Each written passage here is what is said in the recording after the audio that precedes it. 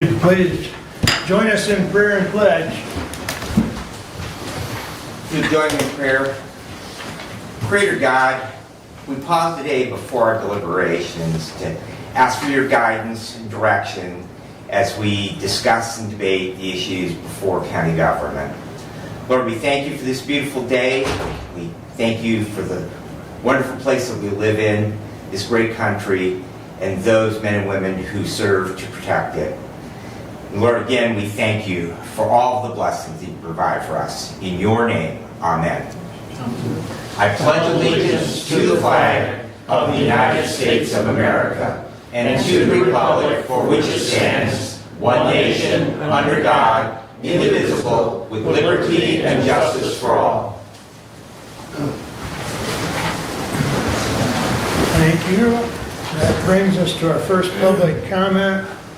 I will read our rule. A member of the public may address the board after receiving recognition from the chairperson and giving his or her name. Public comment shall be limited to a period set aside at each meeting for such purpose, and each speaker shall have the floor for no longer than 5 minutes unless the board grants an extension. Board of Commissioners Rules of Procedures and Bylaws 5.13-3. We also ask you to be respectful. Public comment. Who would like to address the board at this time? You got one. Anyone?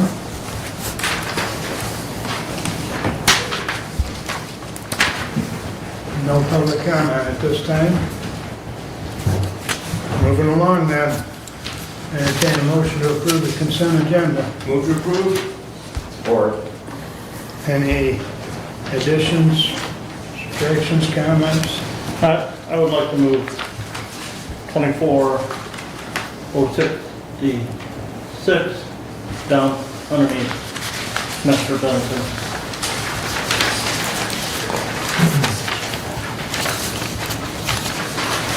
24066, Yes. Maybe 4.9. item 4.9, move to where, please? Commissioner Benson. Thank you.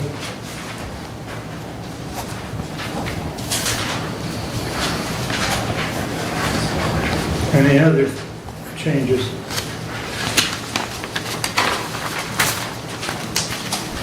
All in favor of the consent agenda as amended, signify by saying aye. Aye. Opposed, same sign. Correspondence is listed. Any comments on correspondence?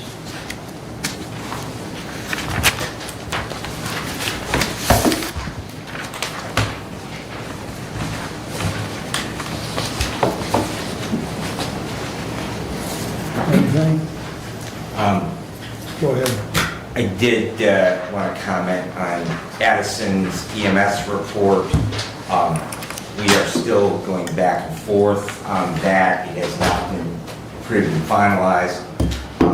We are having some issues with getting the information in regards to their capital equipment balance. Hopefully that we are now been able to clarify that with the bookkeeper for the fire board, and hopefully we will have that information sometime this week and get so you will see an amended copy of that because I've asked them to resubmit it with the corrected capital equipment balance. Okay. Thank you. Anything else on correspondence? All right. Entertain a motion to approve the regular agenda. With the addition of 24066, I would move to approve. Support. Any other additions or corrections? Hearing none, all those in favor of the regular agenda as amended, signify by saying aye. Aye. Opposed, same sign. Passes. Standing order. Namrata, good morning. Good morning to you all, Honorable Board of Commissioners. It is an honor coming back again, presenting on behalf of the County's Planning Commission here today. A couple of things that were sent to you earlier within the email framework in regards with the things of the solid waste management plan that is somehow introduced on a statewide, but not yet touched down to the counties. What came to our table was a couple of things that was notified as it relates with the bills that were 4460 and 4461, and how that would implement or affect in any way, shape, or form to our county planning commission. And so as it relates with that, so just a little bit about it. What you have in front of you is just a little bit of summary, but I did decide for you to kind of look a little bit more into it as and when they revamp and come. It is a sweeping policy that is kind of introduced to the legislation. It was somehow passed sometime last year of March 23rd, 2023, March 29th, my apology, 2023. And it was a sweeping policy to revamp basically the solid waste management system. And so there was a 7-year push for that particular change. It's an 8-bill package, and basically it becomes law to intend to help apparently bump the state's 19% recycling rate among the lowest in the nation, about 30% by 2029. What from our standpoint of view as it relates with the county's planning commission, how it would implement our master plan that we have sitting on our website right now. It's just a 17-year-old plan. It's a working progress that we have in place, and where and how we, if at all, need to implement anything at all. So this is just, I'm come forward today to you to give you a heads up as to what the legislation is bringing in, and how as a county we can play a role of what we need to do, what we don't need to do. As you again know, we are strictly a rural county. By the end of the day, Hillsdale County is rural, even though we do have the lake districts, cities, and agriculture. We end up in that framework. We are rural by the end of the day.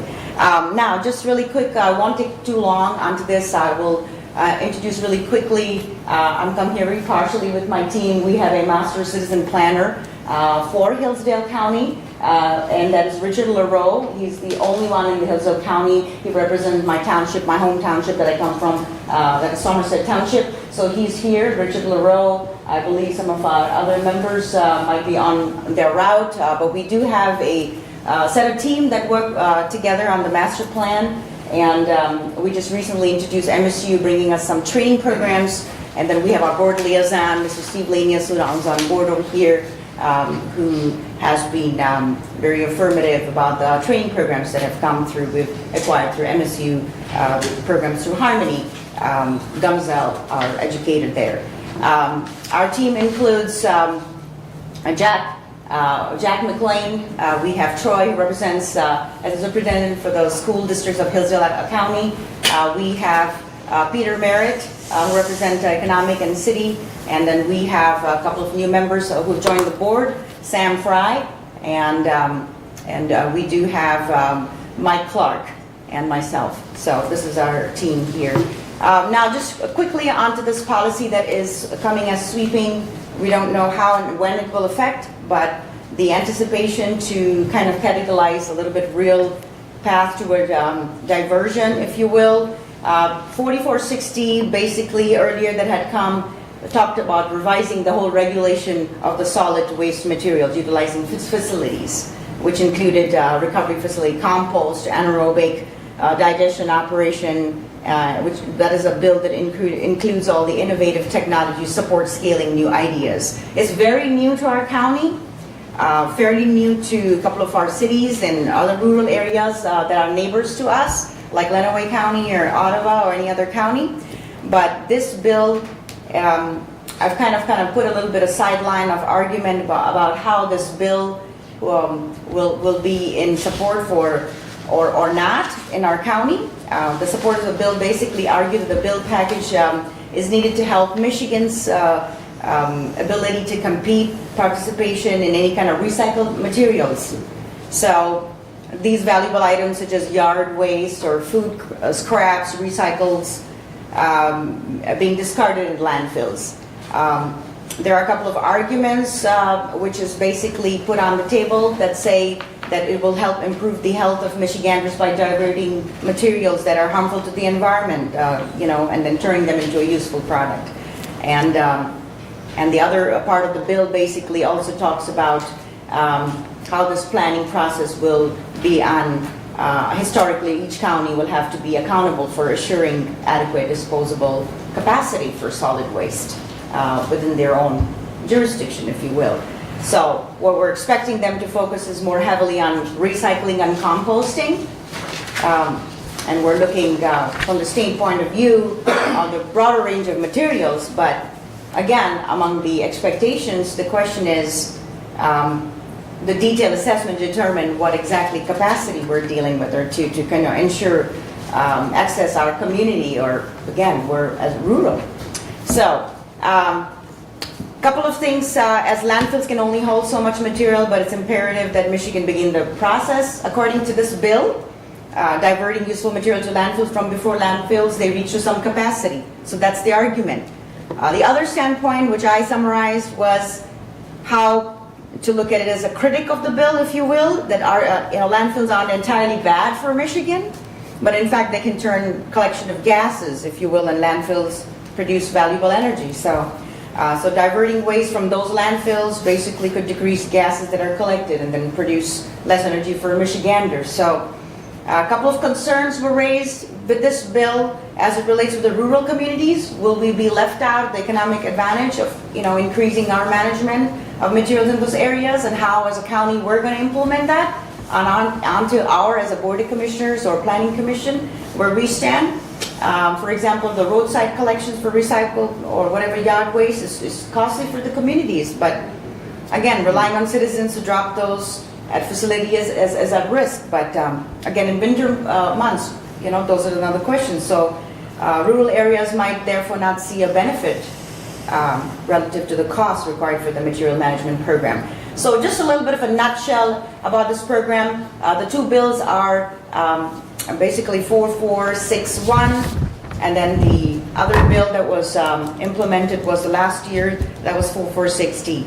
So then there's a grant program, and everybody knows when there's a grant program established, once the grant runs out, then what happens is, there's a tendency to go for a millage. And again, we want to avoid those things, but again, it's just something that we're putting on the table as to what we're finally going to see within the legislation bill that's come, and it's very new to our county, and how as county planning or board of commissioners, and how this county is going to move forward, if at all, that we need to see into it when that legislation comes to our table.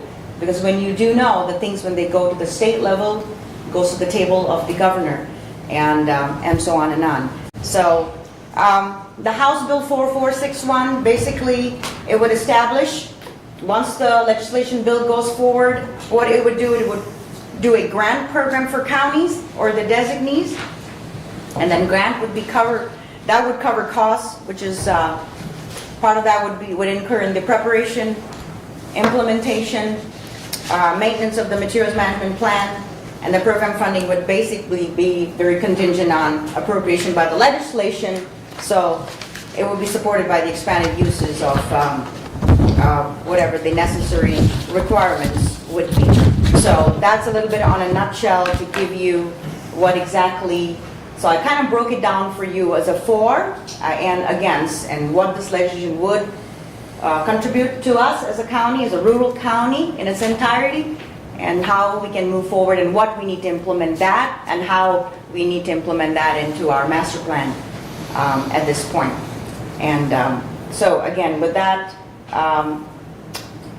we heard from composters and MRFs basically doing their job. What they've talked about was the tools effectively to deal improperly, whatever run operations with a regulatory perspective, but how it affects the county and how and when it will implement it is, again, it's a sweeping bill policy, and it's there. It hasn't gone into complete effect, but they're giving us a deadline for 2029, and how we need to prepare, if at all, for that to kind of balance ourselves out as it relates with something that our county has not dealt with before. It's fairly new.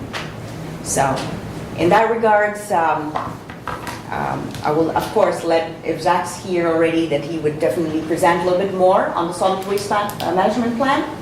And give a little bit more insight on it. I'm not too sure if you have any questions as it relates with this right now, with the two bills and the legislation part, and with how we are going to move forward as it relates with our county within the planning commission structure. Any questions, and I'm happy to answer. Questions? Brent? All right, at this time, we'll let Zach. Questions?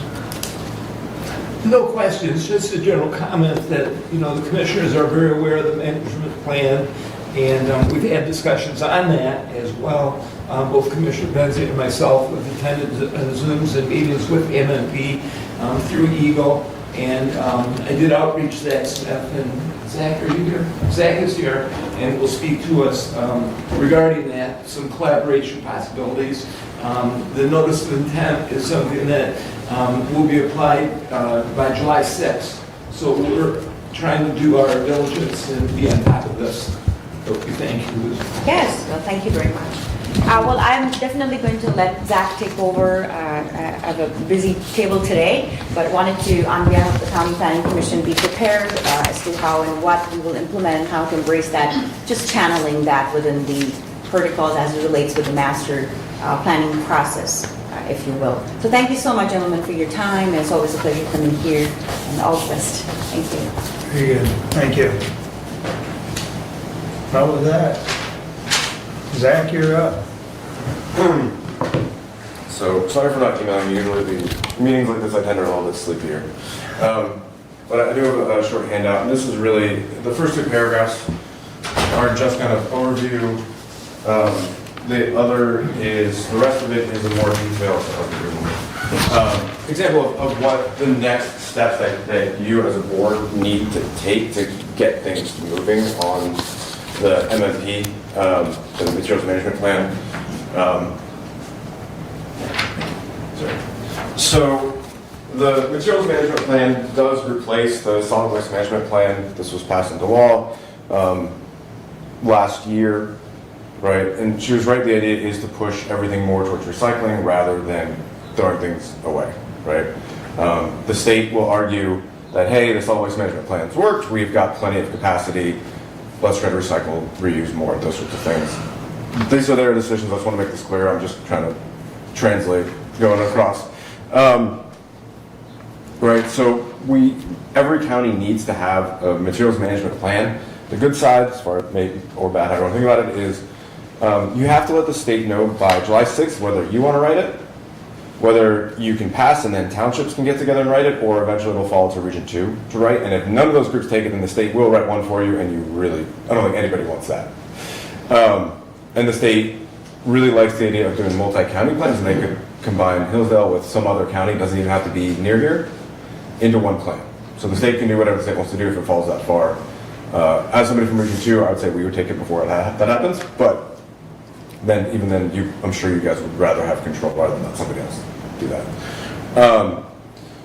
I have had a few conversations, I don't know if you've had more, with Mike Overton from Jackson County.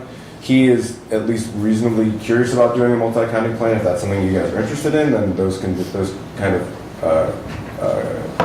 discussions can go forward.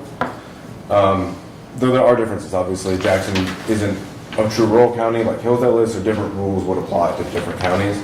The upside is, so each county gets $60,000 a year for the plan and then for implementation. And theoretically, that is in perpetuity, though again, right, it's to the whims of the state whether they continue to fund those sorts of things. For the first 3 years, you also get an additional 50 cents per person. For the states to get a little bit of extra money, it's not as much here as it will be for larger counties. And then after 3 years, that kind of goes away. And I think there's another $10,000 or $20,000 per year if you do a multi-county plan. But right, both sides have to agree on how that would work out. If you so choose, Region 2 can write that, or whoever you decide to write it, we'll do that sort of thing. But the notice of intent has to be in by July 6th, and then the rest of what's on this kind of page is all the steps that have to kind of go along with that. You've got to make sure you've talked to all your neighboring counties, and that has to be documented. You have to submit the thing to the state. You need a board. I've listed on the back all the members of the board that need to be there. If you do multi-county, it's one board plus like 1 or 2 more members, so you kind of have efficiencies of scale on that. Once you've submitted your notice of intent, you've got another 6 months to kind of say, hey, this is what it's going to look like, and then you've got 2.5 years after that to finally do the plan for official submittal. And then there's another 3 years after that where it's like, hey, you've got to show progress, what they're starting to look for. Rural counties will not have to have curbside pickup. Rural county will need to have a certain number of drop-off locations open a certain number of hours per month. And that's what it would be for a true rural county. Like I said, Jacksonville more urban, so it's going to be slightly different sorts of rules. So that's kind of what's in front of you. I'm happy to answer some other questions. Obviously, I'm not from the state. I'm not from Eagle. I'm a planner at Region 2, so I've got a different set of skills, and I'm trying to just translate what I've learned for your edification and help. Was that a reasonable place to start? Yes. Okay. If there are any questions, I'm happy to talk to you about them. Has Region 2 quoted anybody the cost to write the material management plan? Not fully, no. Jacob, the chair of Region, the head of Region 2 would be the person, but he thinks it would be around $60,000 to write the whole plan, given all the work that has to go into it. But, a direct conversation with him might change things, so I don't know. Like, boss is boss. You had indicated when we spoke on the phone that Jackson is really not interested in doing theirs. Right, but I thought that, but I ran into Mike I had a discussion with Mike Overton a week and a half ago, where he was learning more, he thought it might be possible. Lenawee, also part of Region 2, is definitely running their own plan. They've already started to move ahead, they've got their intent, they've already got their boards situated, so they're doing their own thing. Is Branch in Region 2? No, Branch is not. Region 2, it's Hillsdale, Lenawee, and Jackson counties. So Lenaways, They're doing their own. they're not interested? No, Is that- they're off to the races. They've already started to write their plan. I've got to go to their first board meeting in a couple weeks, so they're already set. They're going to do their own plan. Okay. Sounds like reaching out to Jackson's there.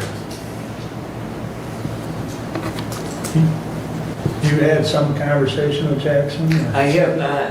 I've been encouraged, and there's been some conversation of a Branch St. Joe Hillsdale collaboration that would be similar to our health department type scenario.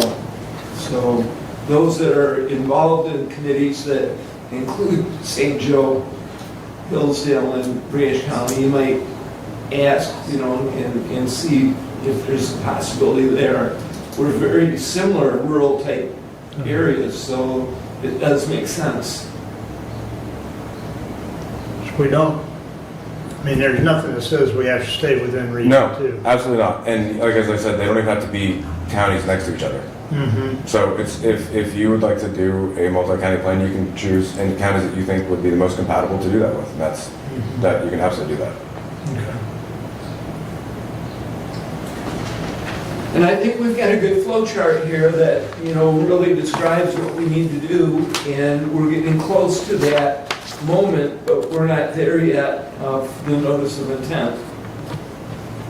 There are steps that go along with that, and then there are steps that follow. As Zach describes and as MMP presentations have described. So this is good information. I asked Zach to be here so that we were a little bit ahead of our timetable, actually. So. It's still pretty tight, right? I think whatever discussions you want to have with whichever counties you decide to work with, you should probably get moving on those sooner rather than later, because it's going to happen sooner rather than later. These things have a tendency to sneak up on us, I think. Yeah. Okay. Any more questions for Zach? Thank you for the information. Of course. Thanks for coming. Go ahead, Brent. Does the county have to be a dues paying member of Region 2? No. We would work with you regardless. Okay, anything else? All right, thank you. very much. All right, moving right along to committee reports. Steve, you're up first today. All right, April 23rd, I had senior center meeting. April 25th, we had a Board of Health meeting. At the Board of Health, we had an audit presentation from Dane Porter, at CPA at Manor Consortium. I think that's how you say it. That was accepted and placed on file. The health officer's report, the paint and carpet in Hillsdale is done. They're still looking at for a part-time nurse as well as a community health worker. They're also looking for a new accountant at the health department. Also, the intergovernmental agreement has been signed. And then from our environmental public health service representative, he presented us with a sewage disposal program, and I will read what he gave us. The septic replacement loan program has partnered with Eagle to provide low-interest financing to Michigan homeowners for the replacement of failing or near-failing septic systems. The funding is available in two tiers. Tier 1 is an income-based loan and is an unsecured loan with no lien or collateral required. The interest rate is no higher than 1% with terms up to 10 years. Tier 2 is a market-based loan that also has no lien or collateral requirement. This loan does not have credit-based underwriting criteria and has fixed interest rates starting at around 8% with terms up to 10 years. There are installation standards set up by the program that must be met to qualify for the loan, and the contractor must register with Eagle to do the installation. This program is just getting started this month for the Tier 2 loans, and Tier 1 loan program will be available beginning in late May. And I thought it was important to bring that to the public's attention because there are some low-income people that may qualify for these septic systems that are going to be scrutinized by the state very soon. Okay, townships yesterday, and on the 15th I will have Michigan Works at 7 o'clock tomorrow, Planning Commission meeting, and on the 18th I'm going to remind everyone the Moscow Fire Barn open house is from 11 to 3. And the last note is Jonesville River Fest is Saturday, and I would encourage you all to run out to Moscow and take a quick peek and then run into Jonesville River Fest. That's my report for today. Any questions for Steve? All right, thank you. Brad, you're up. All right, let's start right out with our action items.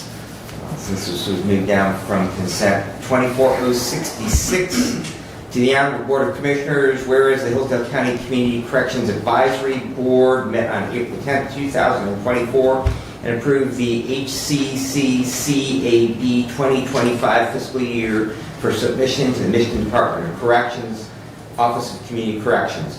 Now therefore be it resolved that the Hillsdale County Board of Commissioners approves the submission of the HCCCAB 2025 fiscal year grant application to the MDOC, the Michigan Department of Corrections, Office of Community Corrections, a copy of which is attached to the resolution, and I would move for adoption. Support. So you may recall we did this a year ago when we first established the Community Corrections Board. The grant was refiled again. Mark Katz, who is our Community Corrections Coordinator, he put together the grant. You also may recall some discussion when Mark was hired in regards to funding, and Commissioner Langer, I don't know if this is the reason why that you would ask to be brought down off of consent under my committee, but we do understand that the funding there when Mr. Katz was hired, because a portion of the year had gone by, the state calendar is on a slightly different calendar than our calendar. They, of course, are an October 1 to September 30th fiscal year, whereas we are on a calendar year, so there's a bit of a timing issue in regards to pay for Mr. Katz. And the amount of the grant does not have enough funds with it, in order to be able to pay for a full year, but because of the timing issue on it, the hopes is that we would be able to hit for it. I do cover that. I do know that a year ago when we created this and we created the position, we talked about hiring him. The understanding was that if the funding did not cover his position, that when he was hired, he is fully under the understanding that if his salary is not covered by grant funding, then that the position would no longer exist. So I don't know if that speaks to the reason for asking to be pulled, Commissioner. But, No, and again, I still have an issue with the position and the fact that the grant does not provide funding for space. That's largest cost need, and we're going to talk about facilities here in a little bit and the cost of facilities, and just because the grant covers the salary and the county is then expected to provide space and IT support and everything else, I have a problem with it. One thing I just noticed this when you read it, in the first paragraph of the resolution, third line, shouldn't that be fiscal year grant application?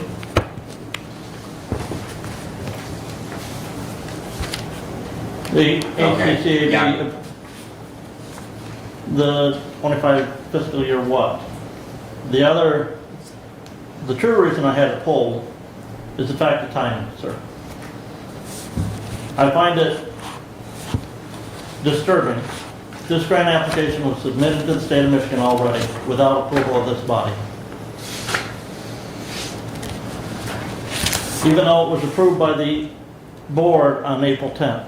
We had a meeting between now and April 10th.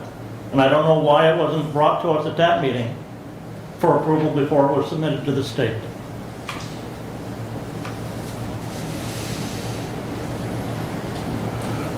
And the answer to that is there was some need for clarification with Mr. Cassidy still new to the position. This is his first grant submission, and so the information was not ready for our last meeting in April.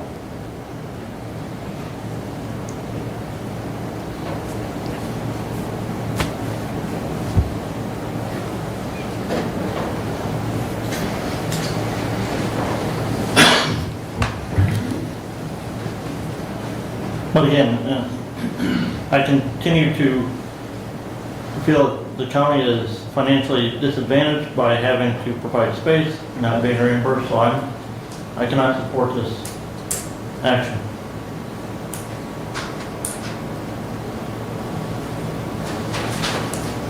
And I think that the resolution language needs corrected, that it's the grant application.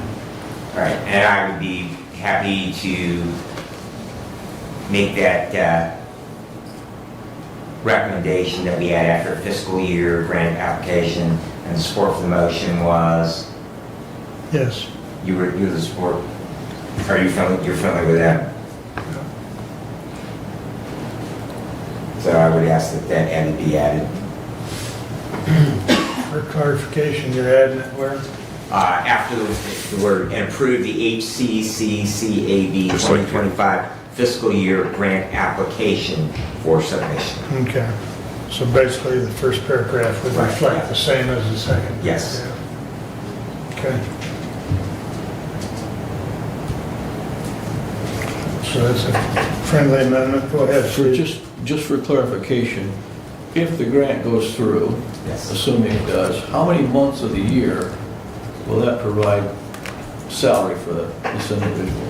I believe that will be about 9 months, Commissioner, if I recall correctly. If it's renewed at the At the grant current rate. rate that it was granted last year. I believe the judge was requesting more.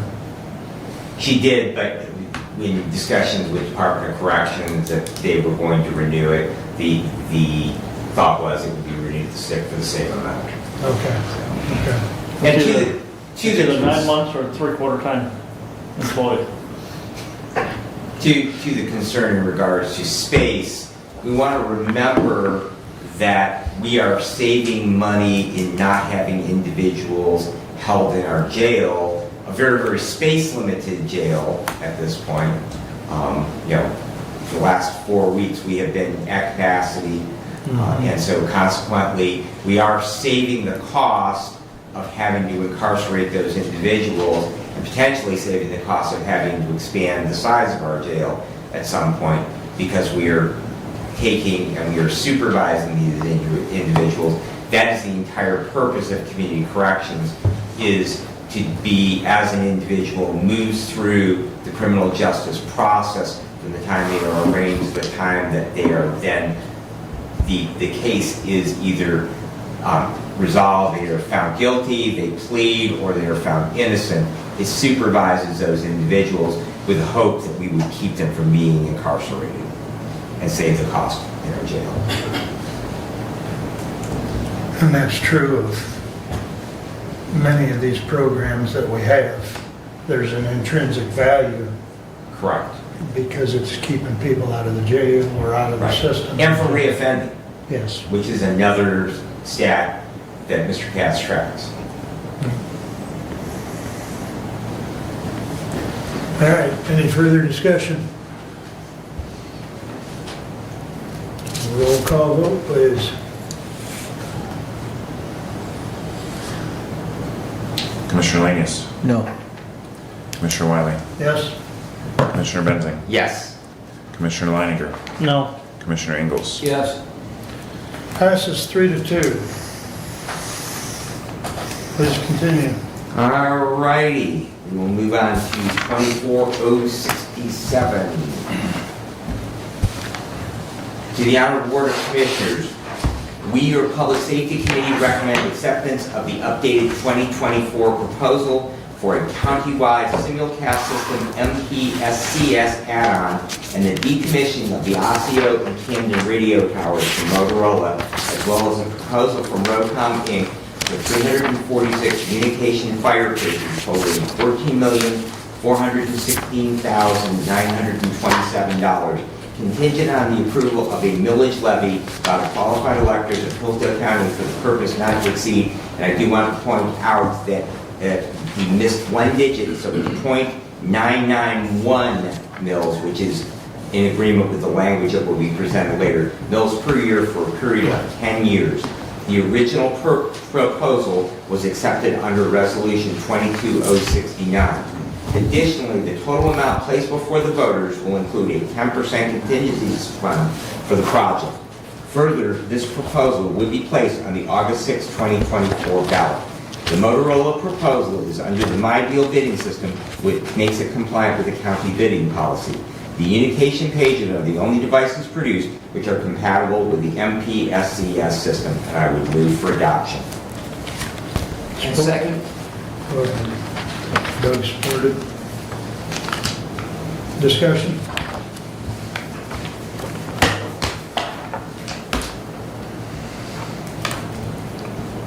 Hopefully everyone is able to review all the documentation from the original proposal when we did the engineering study, the proposal that was accepted under 22069, and then the current updated proposal. There are a number of changes to that proposal. One is that we would be building a third tower. The original proposal was counting on lease space on a cell phone tower. For security purposes, having our own site rather than a shared site is a significantly better. Plus, we also then could locate that where it would best fit integrated wise would be our tower, and we could then have some oversight in regards to the location of that based on property availability. So, Commissioner, I have some issues with this. I firmly believe we need it to upgrade our emergency communication system to 800 MHz radios. I'm concerned that we're trying to ram this through at the last minute. In 2022, we had many discussions. We had a special meeting where we had presentation from both Motorola and Kenwood, JVC Kenwood on their systems and their bids. And we had opportunities to ask questions and deliberate. We've got a bid in front of us for total bid price before discount of $16 million. Last week I sent an email asking for a detailed itemization of that cost. I find it very disturbing that it took until 5 o'clock, 5:30 last night on a $16.3 million bid for them to get an itemized breakdown as to what it's going to cost for this site and that site, for each site. Where did the $16.3 million come from if it took that long to come up with an itemized bid? Before you go any further, all the commissioners were invited to a meeting in January where this was discussed. So this isn't knee-jerk, this isn't last minute. This is all the way back to January. Brad and I and Doug were all three of us were in attendance. All 5 of us were invited. The firefighters, EMS, et cetera, were at that meeting. MPSC folks were there. So this isn't last minute, right? This is the You- body that makes those decisions, and this is where we Understand that. have that deliberation. We have had a lot of information emailed to us. After the last meeting, the request to have all that information sent out again was accomplished. And if you didn't get those emails, you should have reached out to us because I got them. I think everybody else And did. before I left this room. Yeah, exactly. I also, and I know there are people here from MPSCS, so I had a conference call with some folks from Motorola last night and Director Whitaker. And my question still is, why are we spending almost $1.9 million to upgrade a tower that we don't own? What we got? Correct. Site 1902 is a tower owned by the state. We've got almost 1.3 million to build towers that we're going to own and to put equipment on them. We've got 1.9 million at a site where we don't need to build a tower. The tower's already there.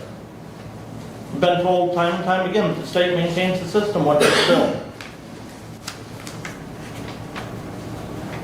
What is 1.9 million getting us at that site?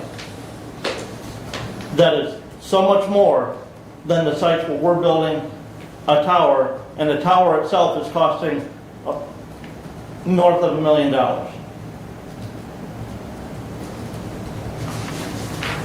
We've got some folks here. Do you want them to answer? Sure. Would someone like to come to the podium and address Brent's question? I got an email last night, but I'm still not satisfied with the answers. Excuse me. Hey, good morning. Rich Houston with Motorola. So that is the brains of the operation. So we're taking an existing site that is on MPSCS and converting that. Today, it's a sort of a standalone site. The design that we put together is called simulcast. And so when you add simulcast in, there's more network equipment that goes with that. So we're basically upgrading the equipment that is currently in that shelter to the Hillsdale County simulcast network. If needed, we can move that equipment out and redesign it to have the prime site located on one of Hillsdale County sites. We've talked to MPSCS about that. We can redesign this and then have a design detail review with MPSCS to get their approval to make sure that everything still will operate the same, that you'll have the same coverage that you do in the design that's put in front of you.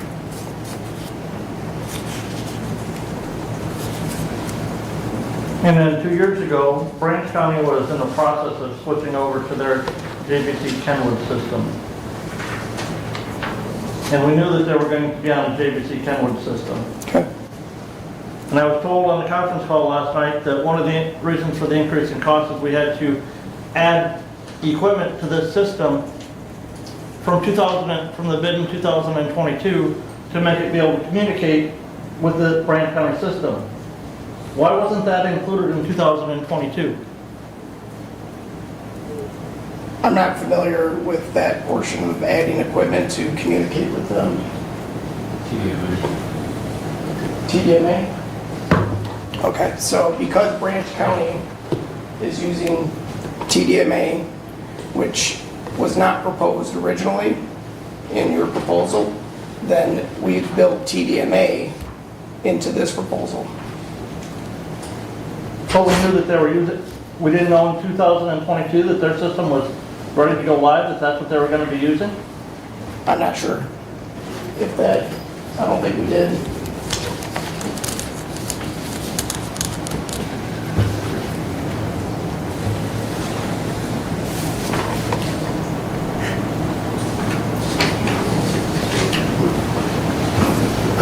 I don't think your question's been answered, or has it? No, it hasn't. You're concerned about the site of... Well, number one, the site. Number two, you know, we knew Branch County was going with this JVC Kenwood system in 2022. Now I'm being told that, well, we've got to add additional costs because of that. The other thing, and I brought this up last night in the phone conversation, in 2022, the total bid before discount was $13.2 million. We got a combined discount of just under 3.5 million. Okay, we were in the same position in 2022 as we are today, talking about taking this proposal to the voters for approval. We can now have a combined bid of $16.35 million and a discount of $2.2 billion. Why the 1.3 million decrease in the discount? And I was told an answer last night, but we're in the same position today as we were in 2022. We had no guarantee of being able to execute the system. We were going to the voters potentially for a vote, for approval. I think at the time that that was proposed was within the time frame of, I believe, in the time frame of getting approved by the voters. So we presented a firm offer for sale at that time with incentives. If the county decides, well, if the Board of Commissioners decide to put this on the August ballot, and if approved, we will design this to the county needs. We can make changes within the prime location, adjustments to anything that you'd see fit, and working, with Thomas and 911, and then present you another firm offer for sale that will be more similar to where you were at in 2022, as it relates to timing and certain incentives that can be applied. So the difference between the two proposals is obviously we've had some changes within the design. We've had, infrastructure added to this one. I believe subscribers were also added to this project versus before. So we can make those changes, and then we can give you a firm offer for sale within a certain amount of time to be able to execute that contract.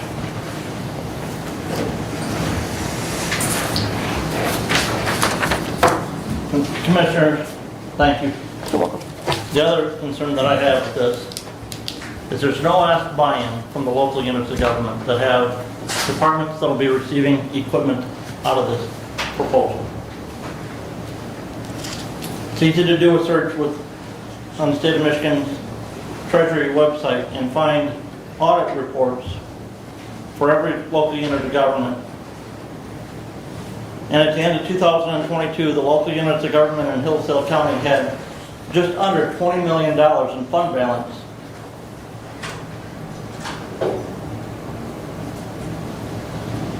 So why are we not asking for some of those local units of government to at least pay for some of the cost of the radios and for their departments that they own? I was at a township meeting last night with a township that has no fire department. They contract for service with a department outside of Hillsdale County. That department has their own 800 radios already. Why are the citizens of that township being asked to pay for radios in Allen Township, and in Litchfield, and in Reading?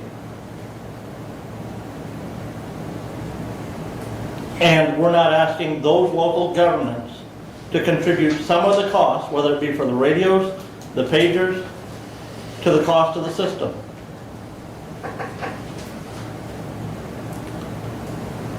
This is the same thought that it was 2 years ago, that we spread, it's a countywide system. We do the initial buy-in and we get everybody covered. And then after that, the entities, Allen, Moscow, whomever, they are, they're gonna have to pony up and maintain their maintenance on the radios, etc. But the initial buy-in is a countywide proposal. So it spreads it out. It's the same concept as we brought forward 2 years ago. So, and once again, you weren't at the meeting in January, you could have voiced that concern at that point. That's not the point where we have deliberations to discuss these items. But it's at a a Board of point where you Commissioner could have meeting. brought it up. Brad? What I'm hearing is let's tax the rich proposal. So we have some townships that have very, very significant, some in my own district that have a very, very significant fund balance, the rich. And we have townships such as Ransom that contracts with 2 different fire departments who they barely have enough money that they haven't put Brian on the roads in years and years and years, except for ARPA funds. And so for the last 2 years, because they had ARPA money, they've actually been able to put Brian down on the roads. I can recall as a township supervisor in negotiating the fire contract with Ransom, and that they were very, very resistant that they were going to look elsewhere if there was any price increase whatsoever in the cost of that. And they have a very, very reasonable cost of coverage. My own home township, Woodbridge, the cost for radios would be more than the township budget for a year for them to buy mobile radios and portable radios and a base radio for the fire department. So the idea is to spread that cost. We have mutual aid agreements between every fire agency, every EMS agency, every law enforcement agency. We have a county-wide system for public safety. The idea is to spread that cost and to have uniform equipment throughout the county so that therefore, yes, we have some very wealthy townships. We have townships and cities and villages that may have separate funding revenues, either special revenues, special assessments. They may have a millage for public safety. We have others that struggle just to keep equipment on the road. And so consequently, the idea is that everyone will start on the same page with the same equipment, and then it will be their responsibility going forward to maintain and upgrade and replace that equipment.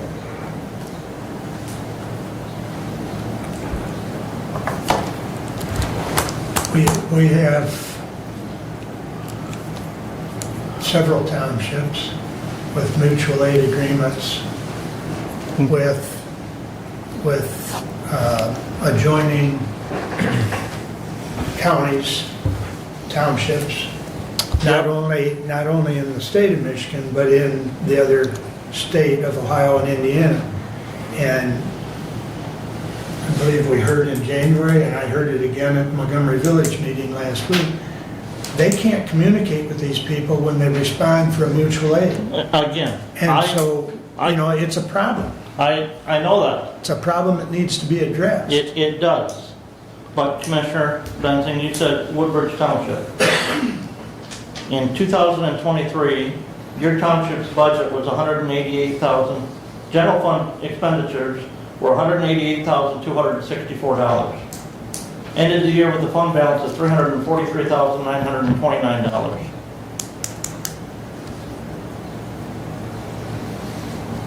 The numbers that we have before us, their radios for their mobiles and portables cost is $189,662.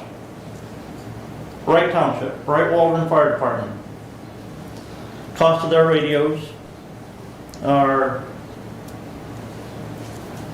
$215,876. Does not include the pagers, those are separate. All right? Our township, 4 years ago, passed a millage levy for fire department service, 2.5 mil locally in the township. I've had the argument with our fire chief multiple times. That millage brings in about $3,800 per square mile within the township in revenue to the fire department every year. And they're using those dollars. They just had to replace the fire truck that had a frame crack. And you talk about contract for service. I've harped on him time and time again. You've got to charge more to these local, other governmental agencies if you're going to provide fire service. Otherwise, you're subsidizing it with the tax dollars that you're receiving from the local township. If Ransom doesn't want to pay that for fire department service, find a way to fund their own. They shouldn't be piggybacking on. I think we're kind of getting off the topic. The topic is Wright Waldron combined. Wright Waldron combined at the end of 2023 had just shy of $1 million in fund balance between the two, the village and the township, who own the fire department. That's general fund balance.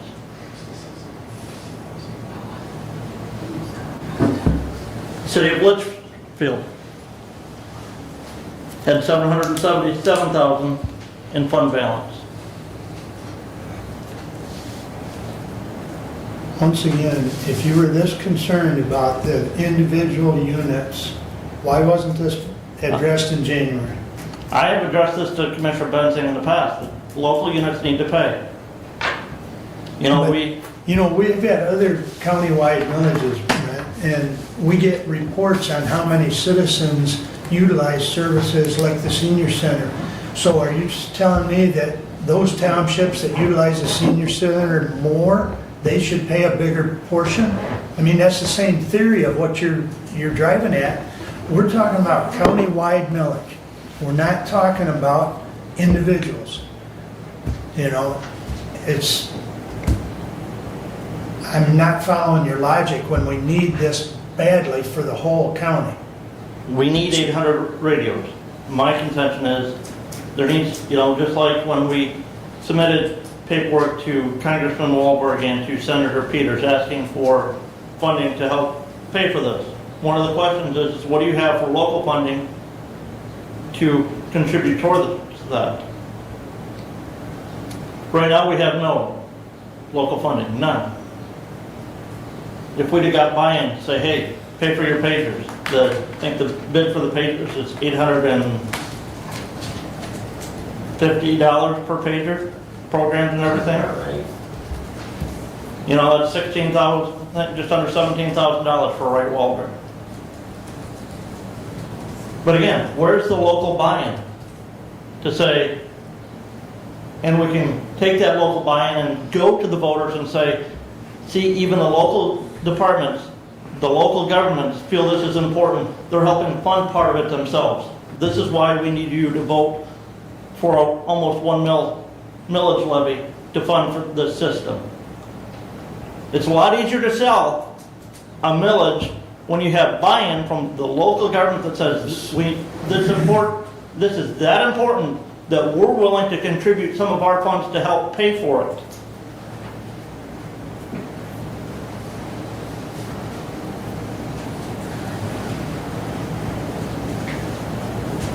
Yeah, even the school safe radios are $148,000, and that's going back to the schools. coming from the school.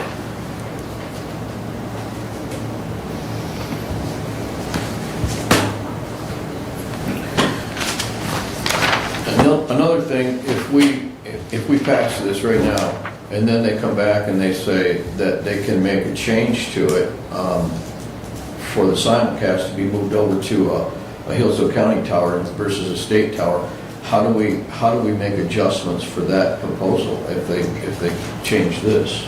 In other words, if we take it to the taxpayers as a millage for this right here, and then it can be adjusted or changed, how do we do that? Well, the board has the ability, if the dollar amount were to go down, and we don't need the full levy, then we don't levy the full thing. Right. So,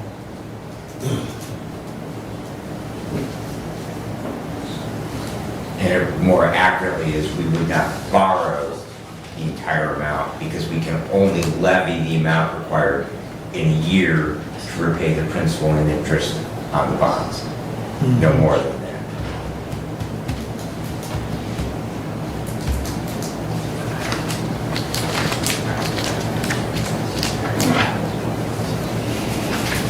Thomas, you want to add anything?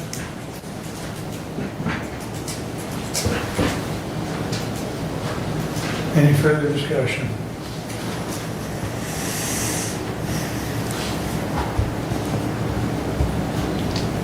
Roll call vote on 24-067.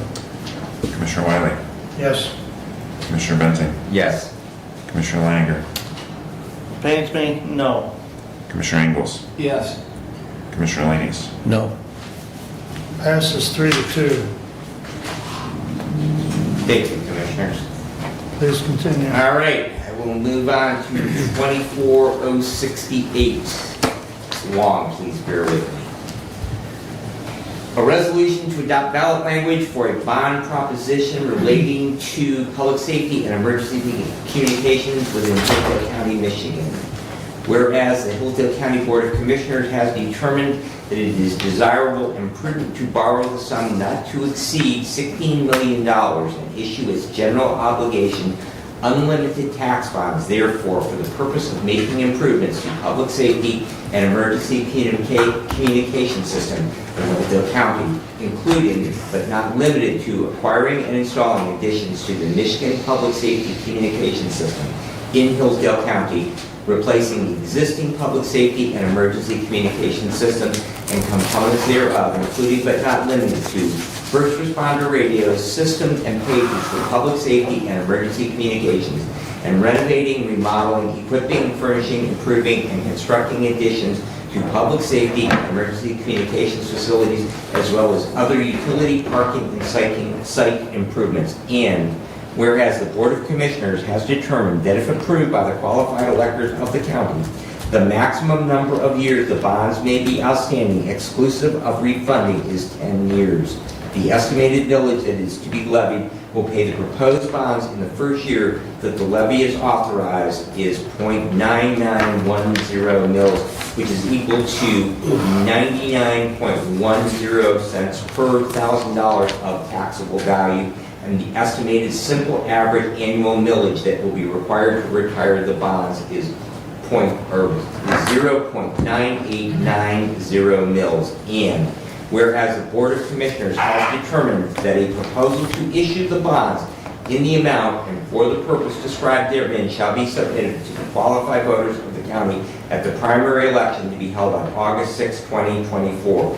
Now therefore be it resolved that the Hillsdale County Board of Commissioners hereby approves the following ballot language regarding the bond proposal described in this resolution and directs the county clerk to submit said language for placement on the ballot on the August 6, 2024 election. Public Safety Communications Bond Proposition. Shall the County of Hillsdale, Michigan borrow the sum of not to exceed $16 million and issue its general obligation unlimited tax bonds, therefore, for the purpose of making improvements to public safety and emergency communication systems in Hillsdale County, including but not limited to acquiring and installing additions to the Michigan Public Safety Communication System in Hillsdale County, replacing existing public safety and emergency communication systems and components thereof, including but not limited to first responder radios, system and pagers for public safety and emergency communications, and renovating, remodeling, equipping, furnishing, improving, and constructing additions to the public safety and emergency communications facilities, as well as other utility parking and site improvements.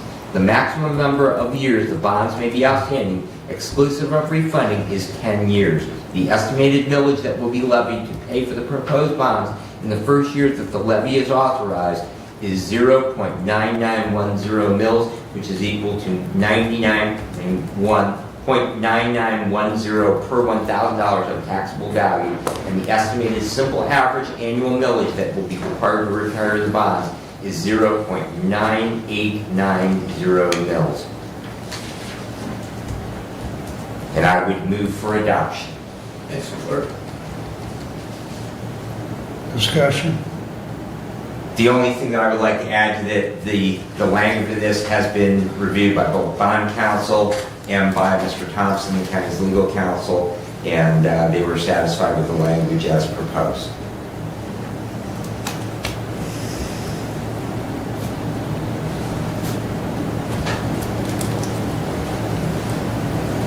Comments? Doug? So the communication is critical. We've heard that over and over and over. The voters need to decide to spend the money.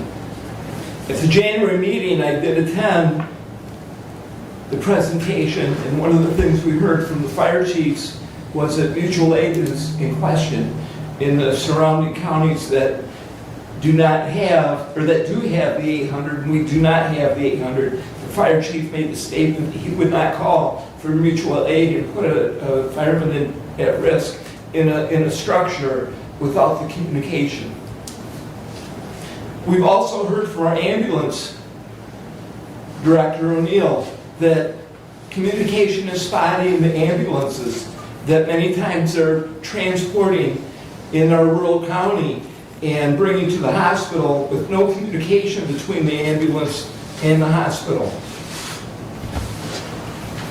I experienced a ride-along with Deputy Leva, and one of the things that I saw firsthand was when he did pull someone over for a violation, while he was slowing down and stopping, communication was there, and when they finally stopped, the communication was not there. He had to back his car up 20 feet in order to get back with signal. These are critical and not acceptable. Our voters need to decide. We, as Board of Commissioners, are here to make the decisions. However, it's our voters of our community that we represent that must decide this particular question. And that is my comment. I have a comment on that. I agree with you. The voters do need to decide.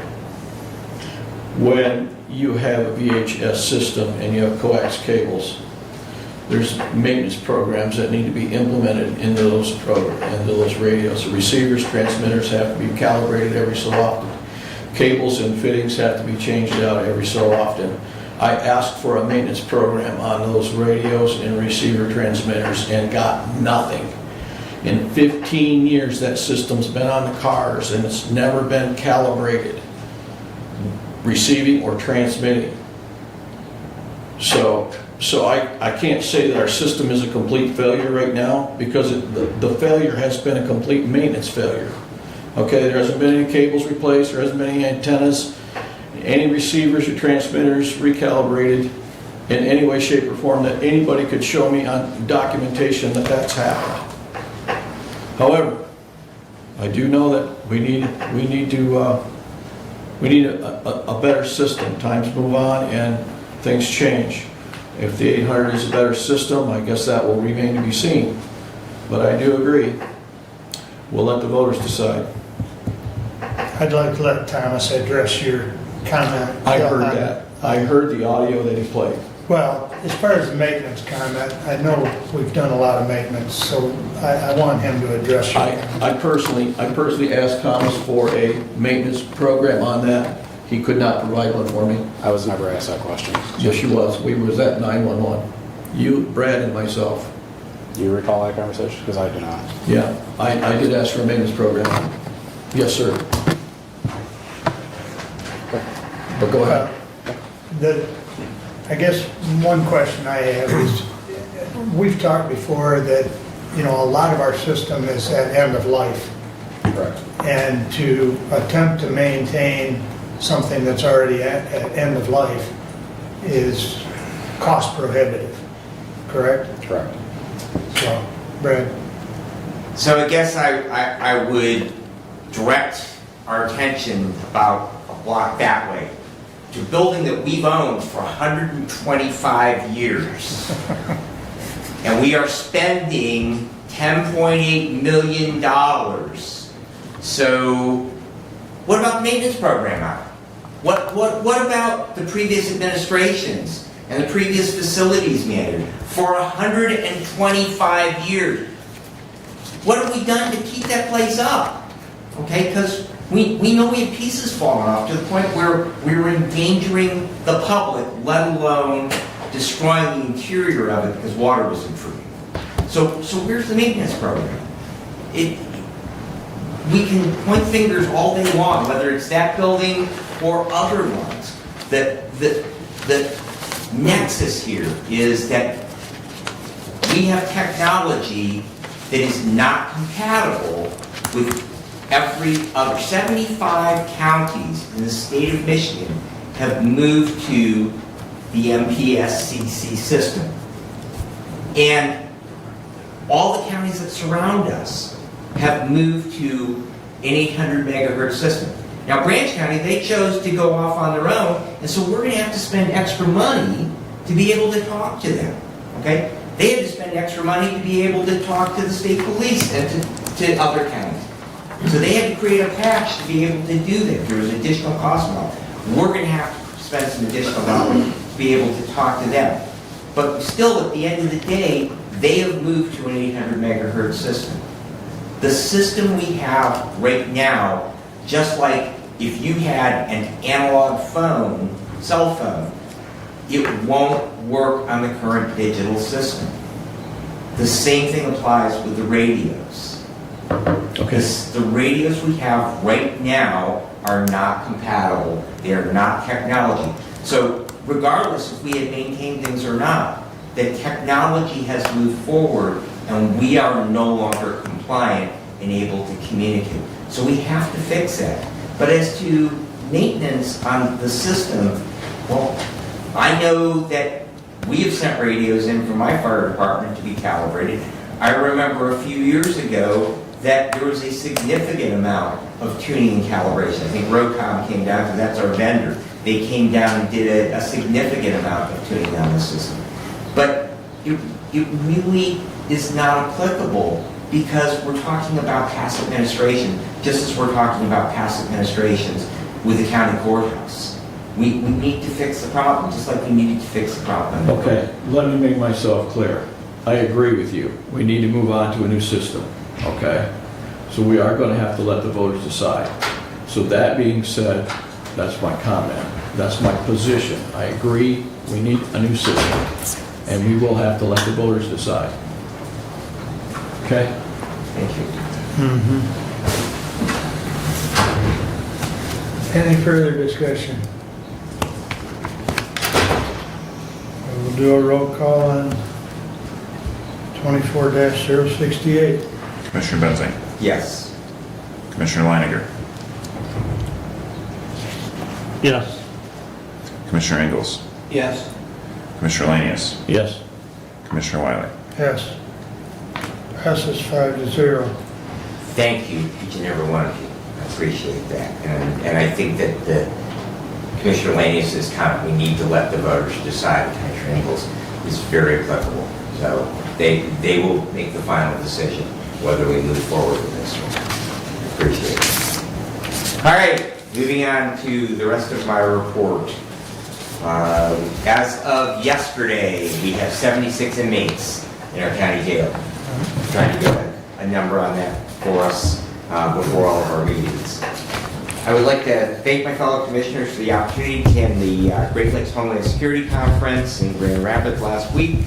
I attended blocks featuring lessons learned from the Emergency Operations Center during the MSU Active Shooter event.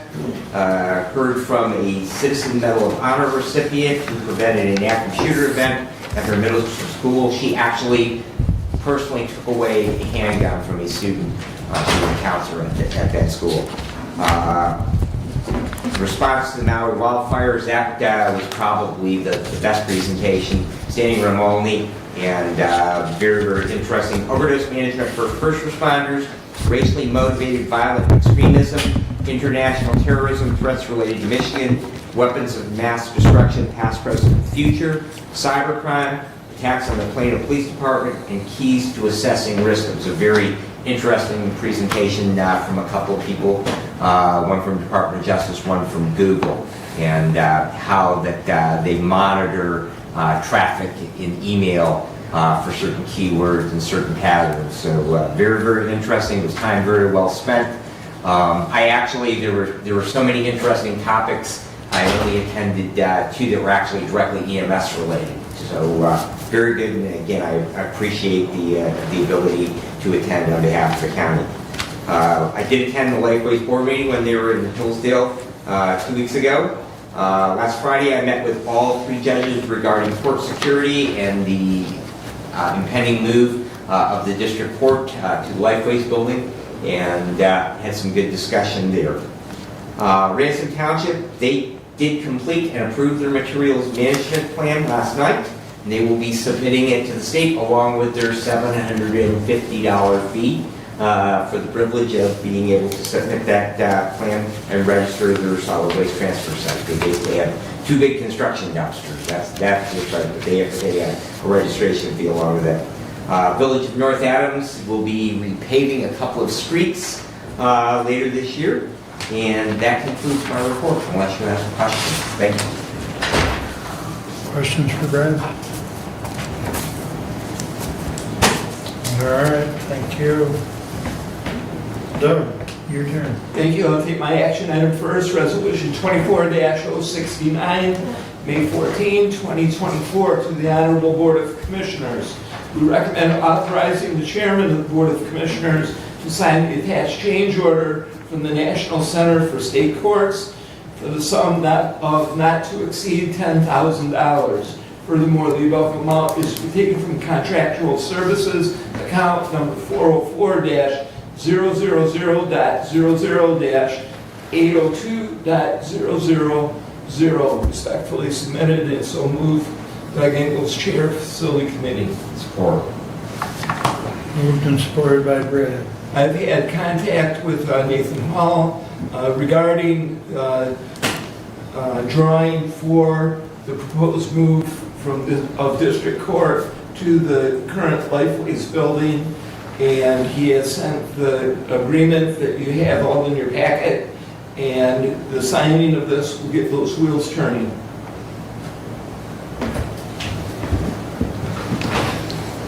Commissioner, I had a conversation with somebody the other day. They had heard that the estimated cost to renovate that building is around $3 million.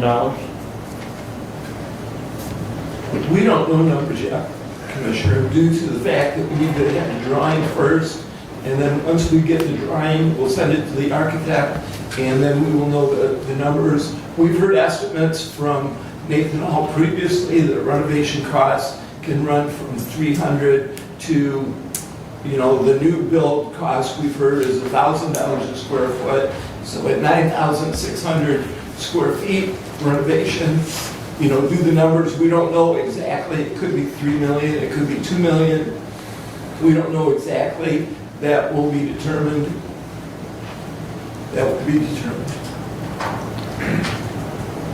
Whatever that cost is, where are we going to get the funds to pay for it?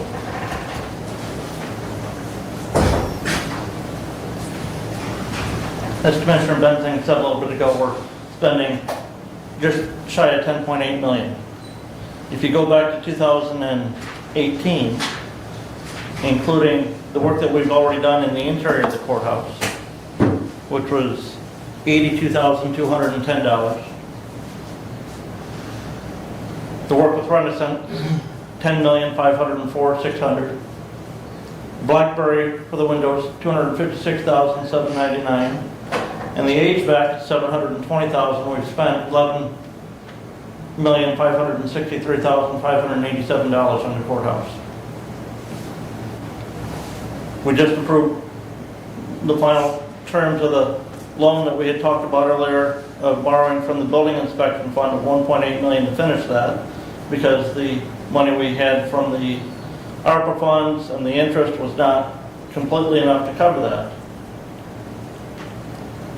Where are we going to, we can do every study we want to look at a building, but where are we going to come up with the funds to pay for the renovation once that study is done?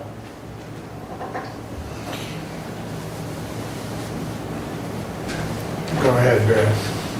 Why we go back to, we should have had this discussion before we sold the building that housed our district court, because that was my position, that wherever we went, it was going to cost us more money than a building that we already own. And even though it was old, and even though it needed a lot of maintenance on it, and continued maintenance, at least we owned the building. So this discussion, we've heard over and over and over again, the theme today about, you know, why didn't you do something in the past? Well, we shouldn't have sold the building. And that's why I voted no on it, because we didn't have a clear plan, but we did. And we have to have a home for our district court. So our choices are, we go out to the Kroger Plaza and we rent space out there at $15 a square foot, triple net, or someplace else that's big enough with 10,000 square feet that'll house our court offices, because we don't have any other place to put them. So, yeah, we're going to have to figure out where we're going to get the renovation costs to do that. But the key component to be able to do that, to even get those costs, is what we're discussing right now. What's in front of us is we have to have an architect to design the thing, so therefore we can go out for bid, and then we can determine what the cost will be. And yes, then we'll have to figure out how we're going to pay for it. But it comes back to, if we hadn't sold the building that our district court is in the first place, we wouldn't be having this discussion right now. We'd be talking about, well, maybe we need to think about redoing the roof or the HVAC or getting new carpet. But that's not the case here. We have to have a place for the court, and that has to start with a plan. So that's why we need the architect to be able to do that.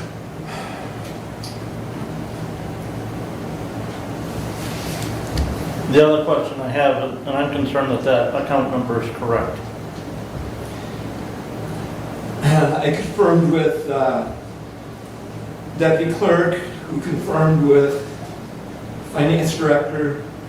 Because I'm not saying where we've approved appropriation of any funds out of that account.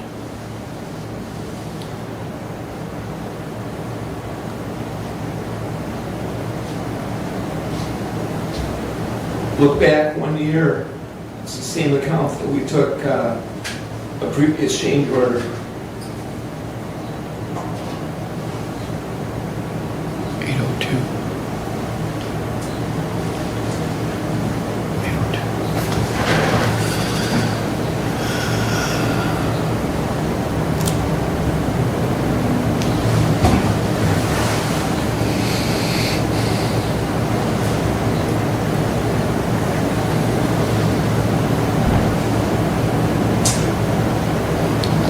I think you have that right there. I mean, that 404, I'm not finding a 404 account anywhere in our budget. The 403? 403 is capital improvement, 404 is...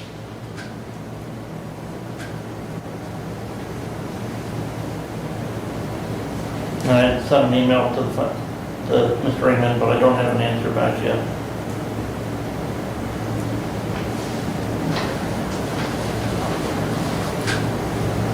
Well, if it's a typo, it can be corrected pretty easily.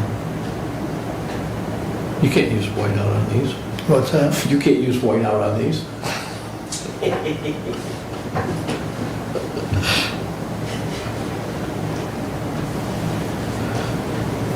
What do you propose there, Brent? I would move to table until we get clarification on that. Okay. Account. Move the table. I'll support that so that we can bring that back up before the end of the meeting, because I'm sure we'll get clarification on that. All in favor of table? Aye. Aye. Opposed, same sign. All right, please continue, Doug. Thank you. We have a facilities report. I've asked Director Finley to attend today, and he has information that I would like to present to the commissioners. You have in front of you a few pictures that I took last Friday afternoon up on the courthouse. And the very first picture right there, you'll see the new stone in contrast to the old stone. If you look at it, I'm pretty amazed how close a match that is. After that old stone's been hanging on the building for 120 plus years, and the new stone looks pretty doggone close. So I'm real pleased with that. The other thing is you can see the number of new stone that's on it. And that's the way it's been all the way around the building. There's 15 more stones to put on, and then the tower's done.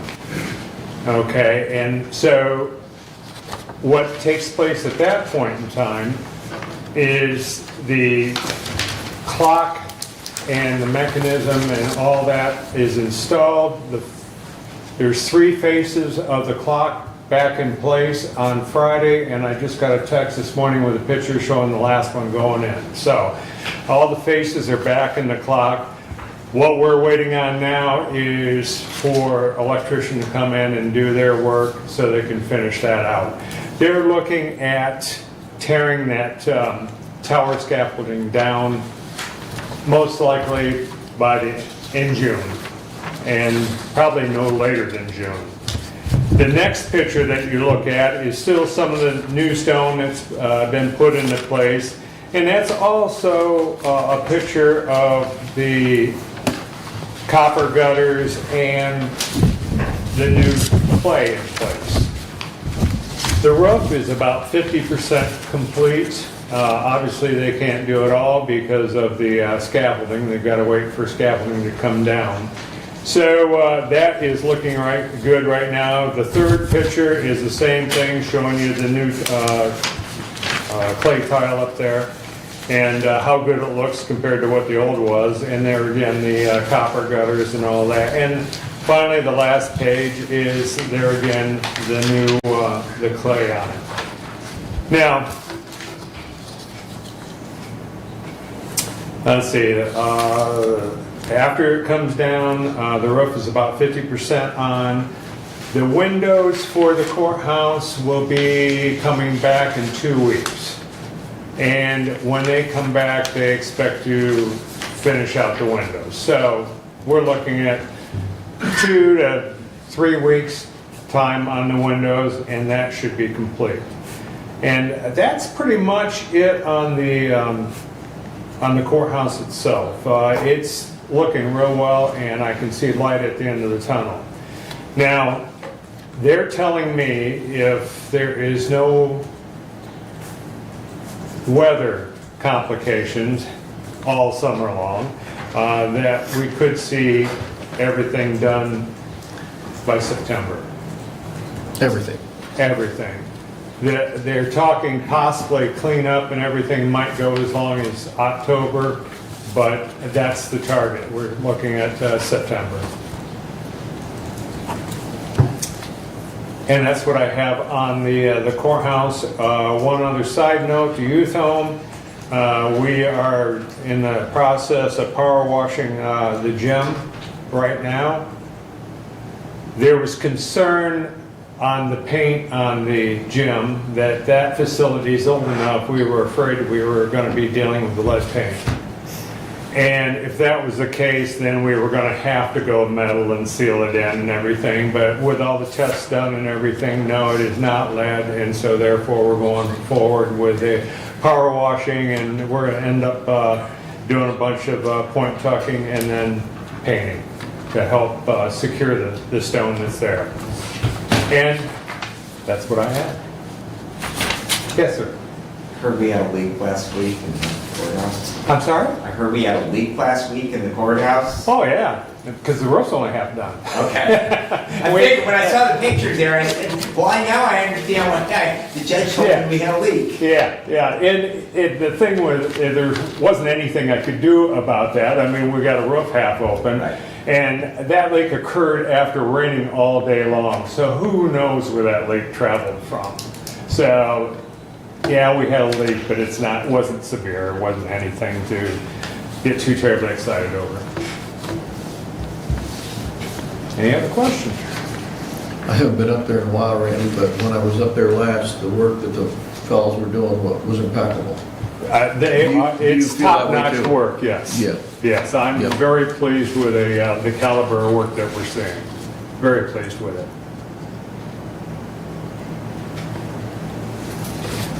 Those gutters look like they're probably, what, 6, 8 inch? They're probably 8-inch. Okay, I know they're wide enough you can walk right down. okay. That's a pretty good size. Yeah, they're a good size, yes. There's a lot of water they have to get rid of, Yeah. by the time they come all the way down from the dome and all that, so. Right. Okay.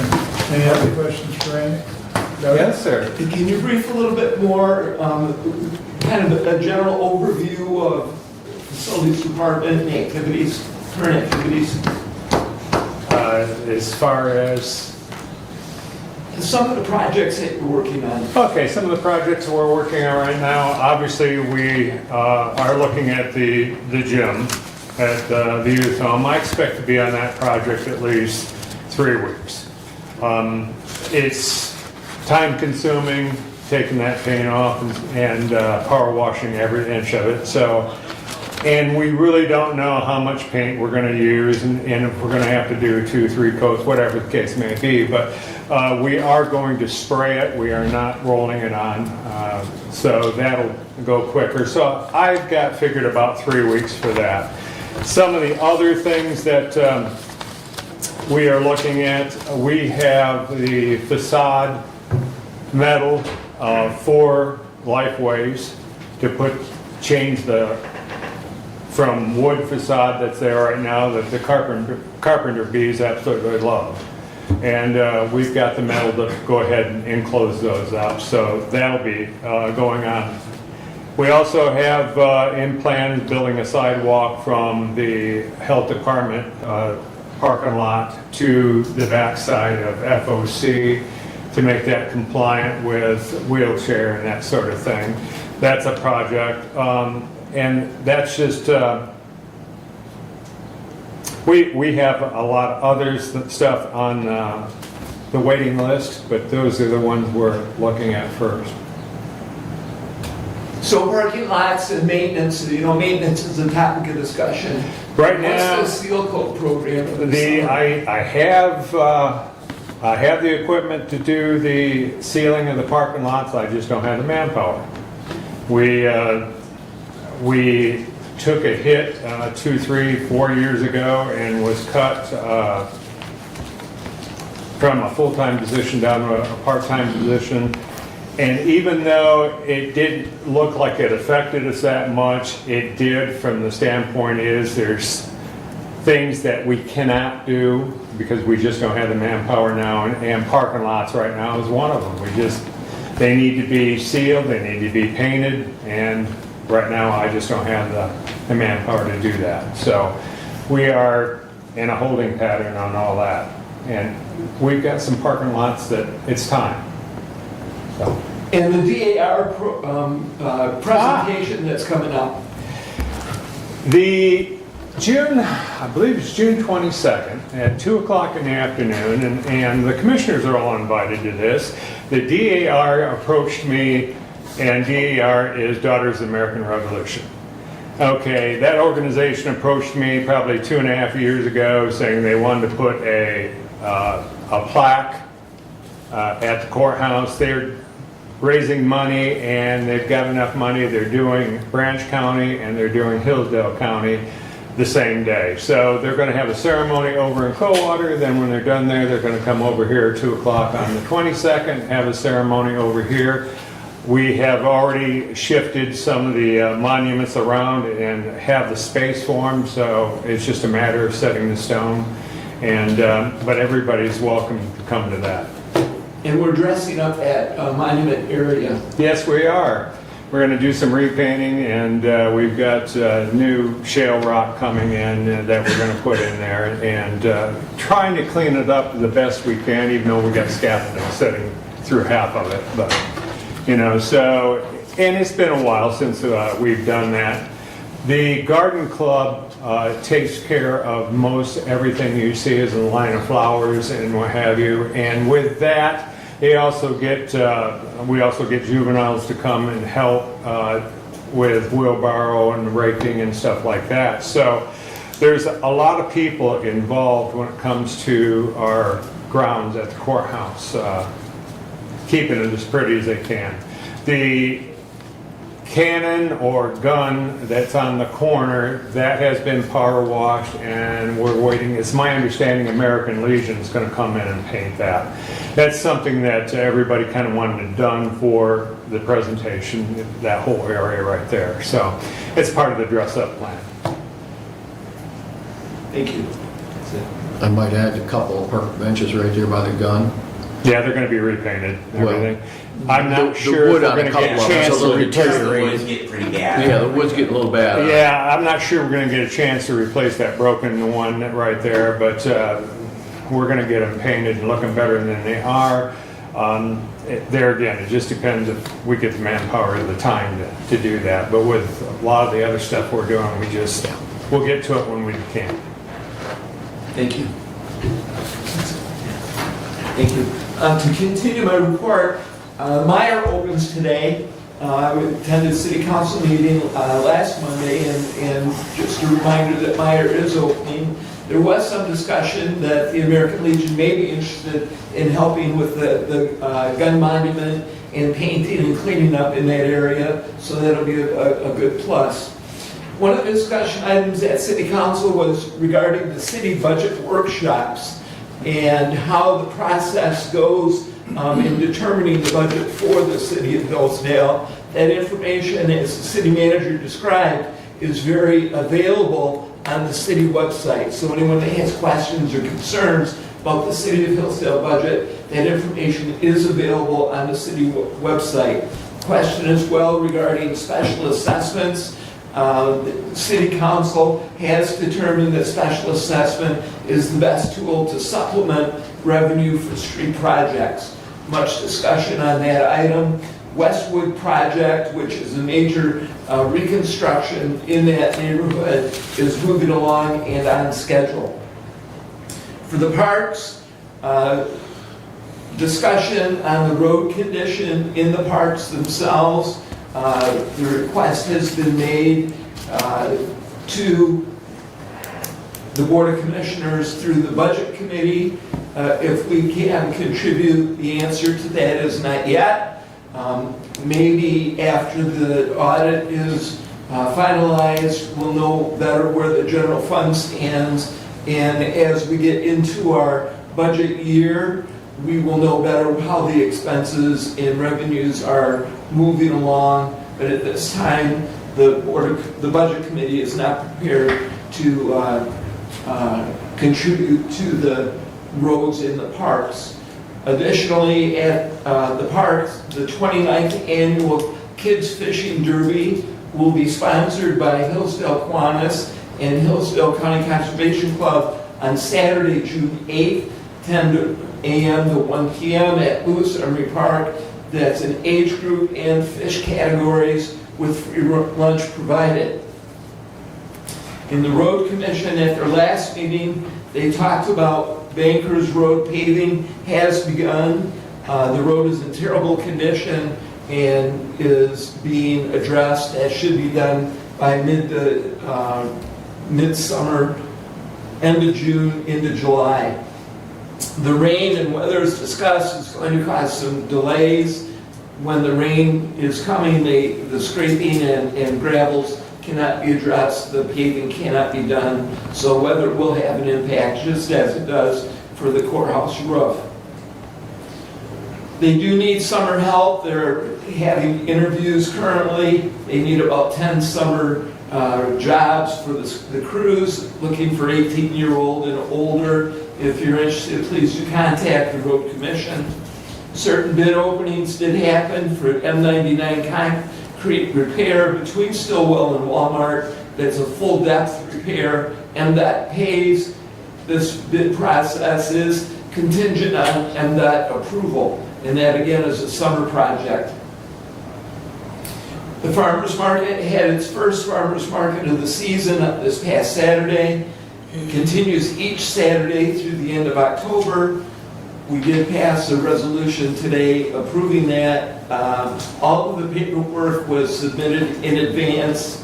I stopped by and spoke with Larkin Dash, Elaine and Ed Riopel, and Ezra Bertrakis at the farmers market. They're all officers of the farmers market. They had good reports. And in an email from Elaine, she described that things went off without a hitch, that she was glad everything got together and worked well. It was quite confining with the scaffolding. They had no issues. It felt good to be out of the street, also safer for both customers and vendors. Thanks for the support we've received from the commissioners. So that was greatly appreciated. And I attended, it was nice to have them there. It was a very nice, good-looking market. Very good, positive. And then tomorrow, I have my meeting in Ann Arbor. Commissioner Lanius and I will attend the Michigan Works Southeast, and that completes my report for today. Any questions for that? Seeing none, Brent, your turn. All right, I will get to action item, resolution 24-070. To the Honorable Board of Commissioners, whereas the 2024 fiscal year general fund budget includes $9,600 set aside in account number 101-969.00-802.001 to contract with Prosecuting Attorneys Association, Michigan, PAAM, in order to provide a summer intern for the Hillsdale County Prosecutor's Office for fiscal year 2024.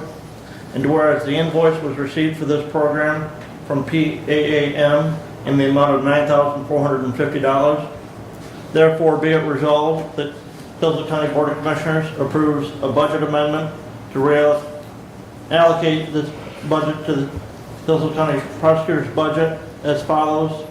Decrease 101-969.00-802.001, $9,450. Increase 101-296.00-802.000, $9,450. Respectfully submitted, fronts a line of your budget. Chair, I move for adoption. Support. Who supported that? I did. Okay, thank you. Discussion? Just, again, this item was budgeted. We had set aside a little bit more than what the invoice came in at, and so we're moving the amount of the invoice to be able to pay the invoice.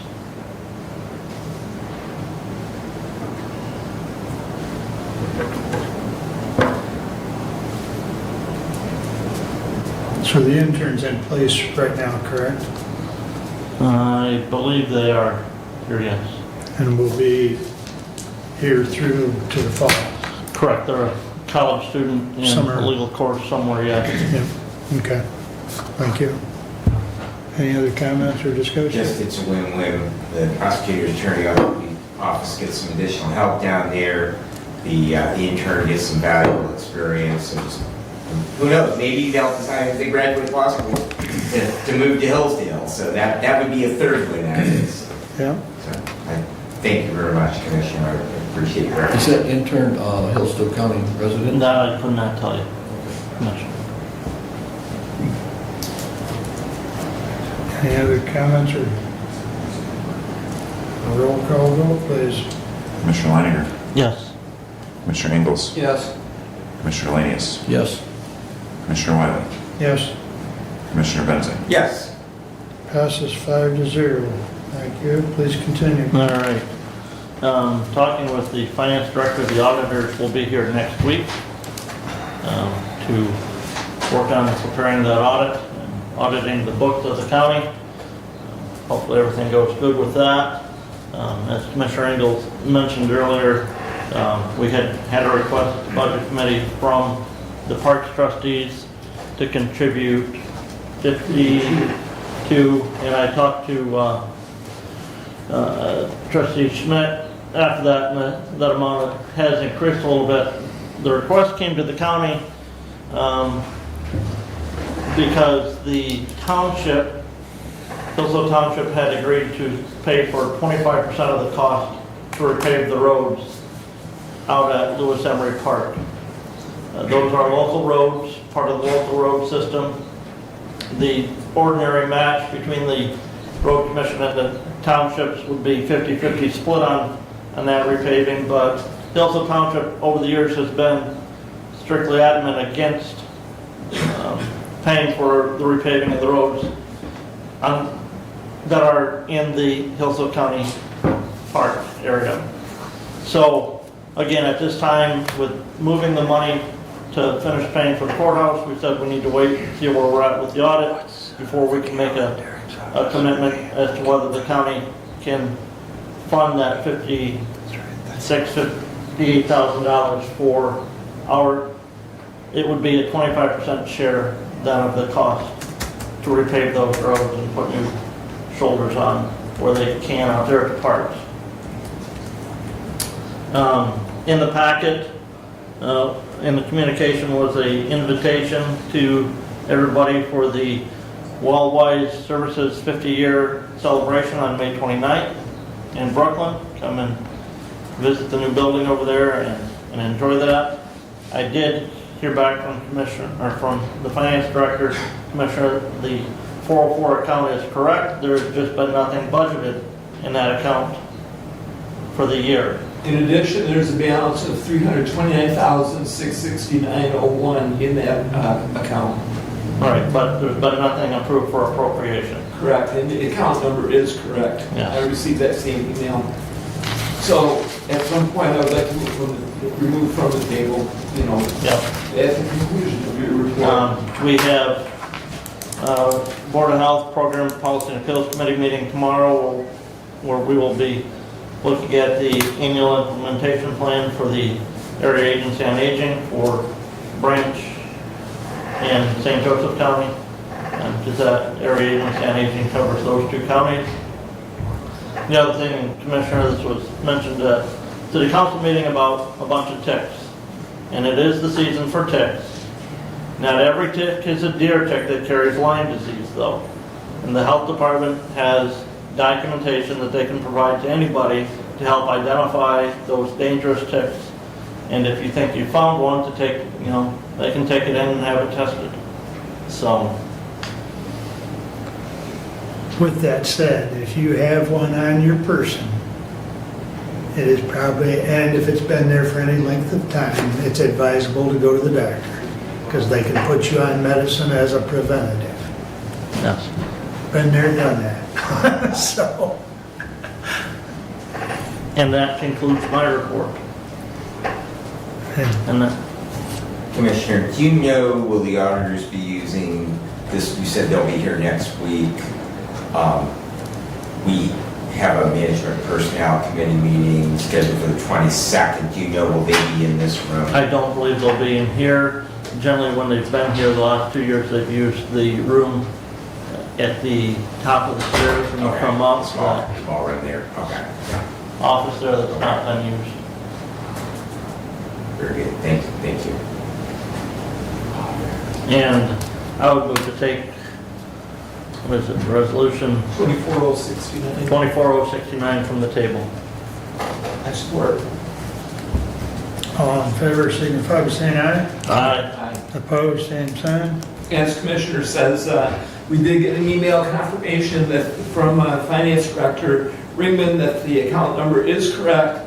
Current balance in that account is $329,669.01. As Commissioner mentioned, there is no budget for 2024. This is the same account we took the previous change order from. Is the amount that for the sale of the annex that we are using for related items, and this is one of those items. And I believe, if I'm correct with it, what Abe showed me, that account number was used in August of '23. Yes, same. So, Yes. okay. Question, in August of '23, did we pass a budget amendment first before we approved the resolution of expending the funds?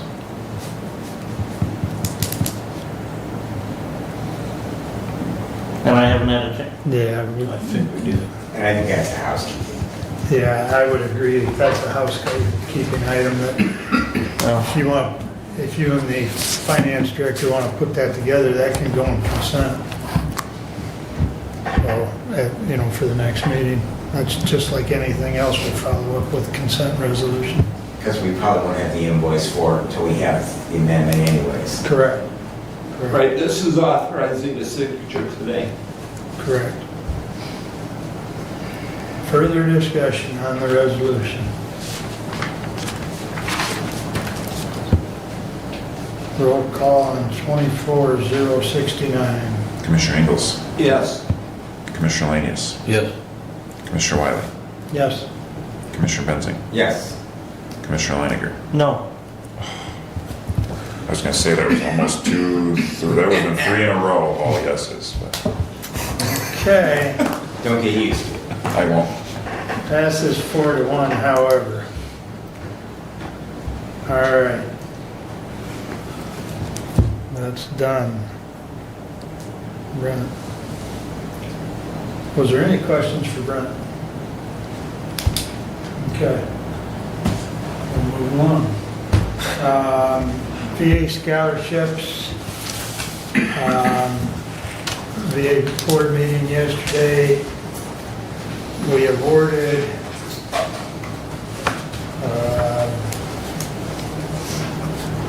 10 scholarships at $450 each. There will be, and many of us board members, myself included, will be presenting those at the class nights. And there will, I will assist in presenting 5 at Reading. I believe Bob Snow is doing Jonesville, there's 2.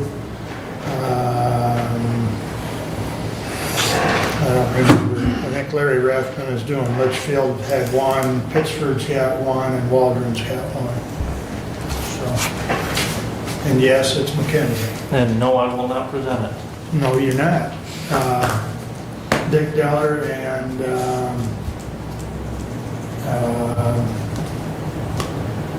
Tom Cushmo will Okay. be They presenting. have senior recognition night tomorrow night at 6. Tomorrow night, Tomorrow night at 6.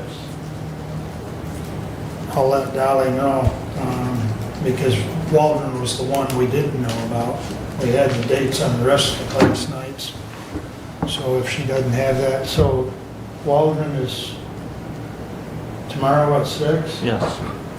at the school? Yes. Okay. That's the 15th. Okay. All right. I'll make sure she knows so she can get that information to Tom.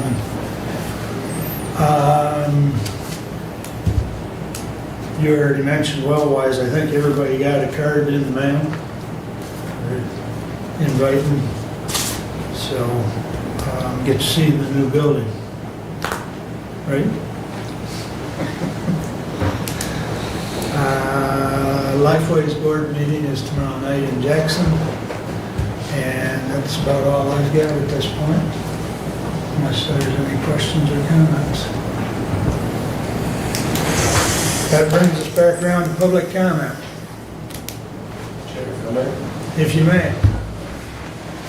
Just state your name once you get to the podium. Absolutely. Good morning, Brad Stoddard with the Office of Michigan's Public Safety Communication System. Just want to provide some awareness to all of you. Tomorrow afternoon, we actually have Senator Bellino and Representative Fink visiting our offices tomorrow. So they had reached out, I think, back in March timeframe to get an opportunity to learn a little bit more about Michigan's public safety communication system. So our intent is to provide them a level of education, very much like we've done here as well. So I'll make sure I carry the messages, for all of you, at least what I've heard earlier today. Also, to cover a few things, what's changed within the past couple of years has been technology. So that's where some of the costs that you identified, what was different in 2022 versus what's different today. Some of that, unfortunately, is just the cost of technology, the shift in technology. One item in particular that you identified, Commissioner, was the cost at the State Tower versus a Hillsdale-owned tower. That was part of a strategy on our part to actually save you money long-term, because if the equipment is in our shelter, we're not going to charge and maintain that equipment. So that was really the intention we had. But this is part of that the technology shift or change that didn't exist in the proposal in 2022. So I just want to make sure we covered that. We're trying to be strategic long-term for the county to really reduce whatever costs are for the county in your OpEx model, which is what the same approach we've had with other counties across the state. The other part that we've noticed that I did hear from the chairman as well is, of the 83 counties, there's roughly about 7 counties that are not using the MPSCS for primary communications, although there is coverage within the MPSCS that you see for mutual aid. We have been working with the state of Indiana for a number of years on mutual aid cross-border.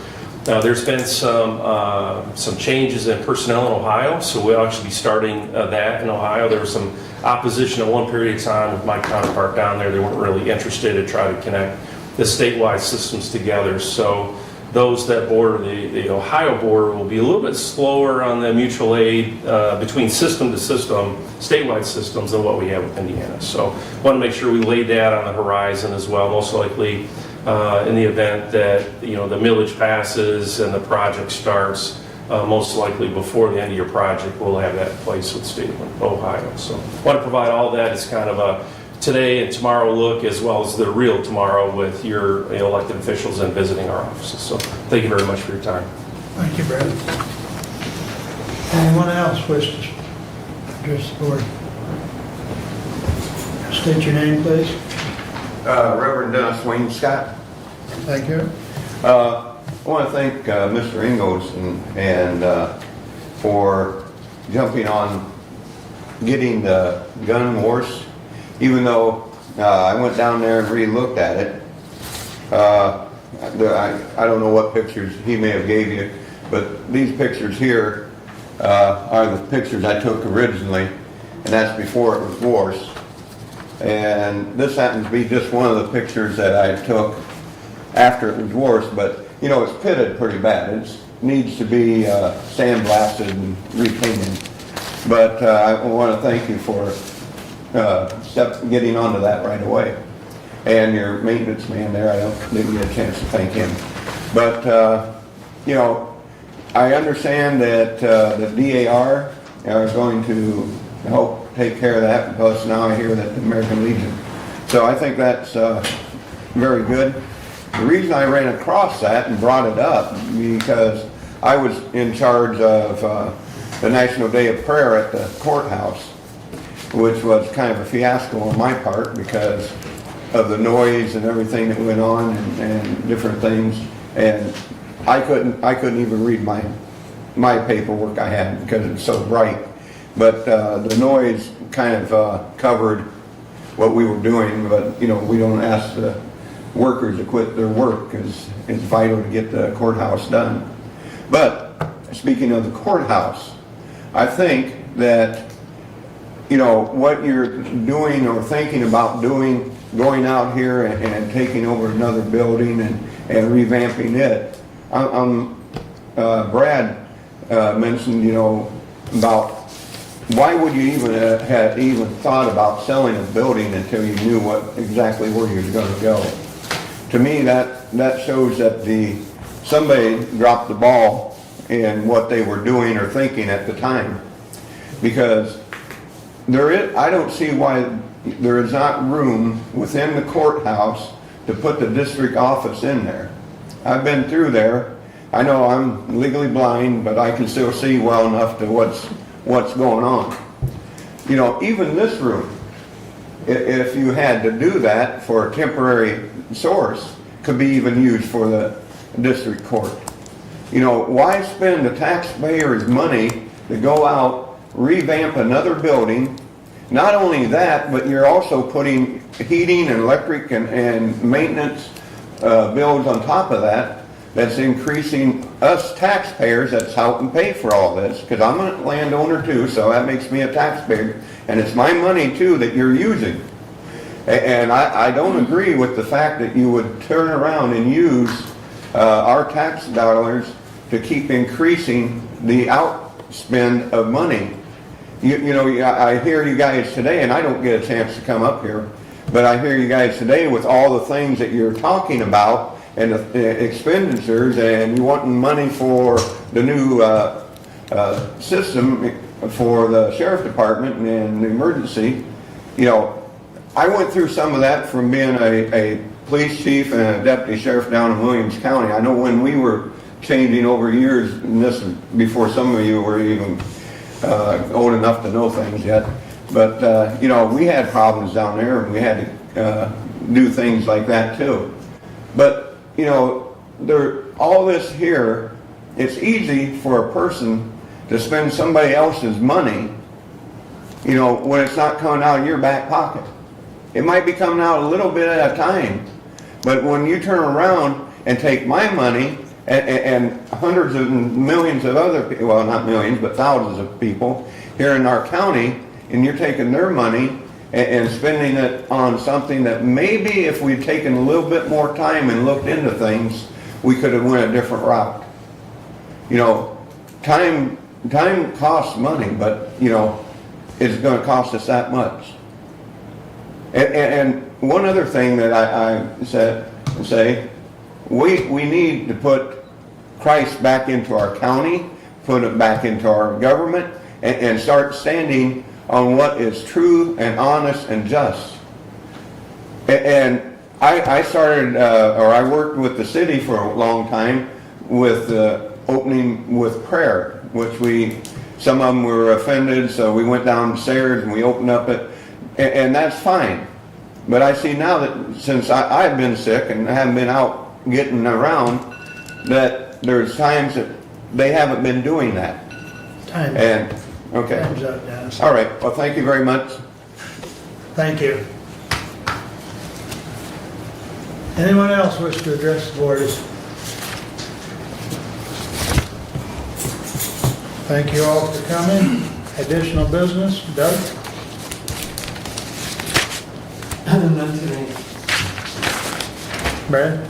Just really nice to see the farmer's market back at the courthouse, and we talked to the riot pals. They were very grateful that you got there, and I think that's a consensus amongst all the vendors.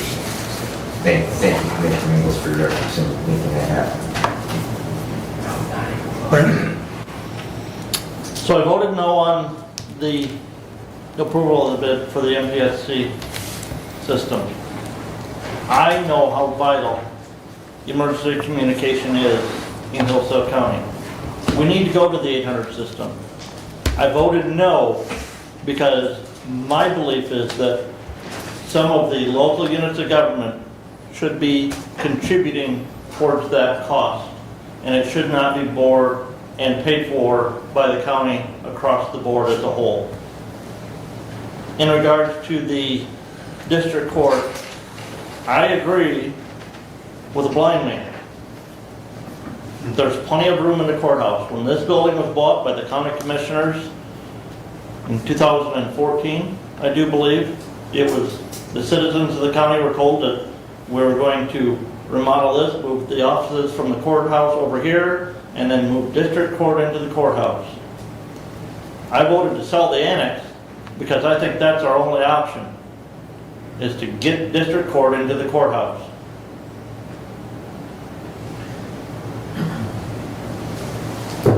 Chairman, I do have a comment now, if you would so allow. I will allow. Thank you. In response to Commissioner Leininger, you and I have talked many times about the subject. And in fact, when the decision was made years ago, the conditions are no longer the same as years ago. And while you are a commissioner, as am I, we are also normal people. We do not know the information unless we ask the experts on how to put together a court system. What was not done before was the due diligence to find out the answer to whether that all fit into that building at that time. And to this moment, we don't know really whether it would have or it wouldn't have. What we do know is that there's a load-bearing wall that was said, we'll just take that wall out. When it came time to do that, that wall could not come out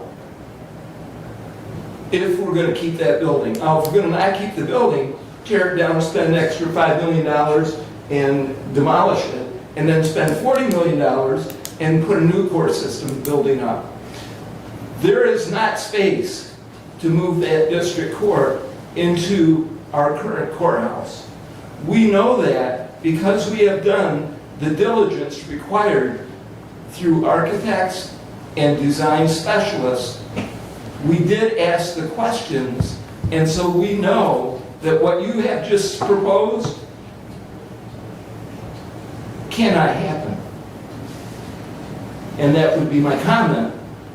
And if I did not make that comment, then all would think that what you say is the way it is. And I'm here to say what you said is not the way it is, with all due respect.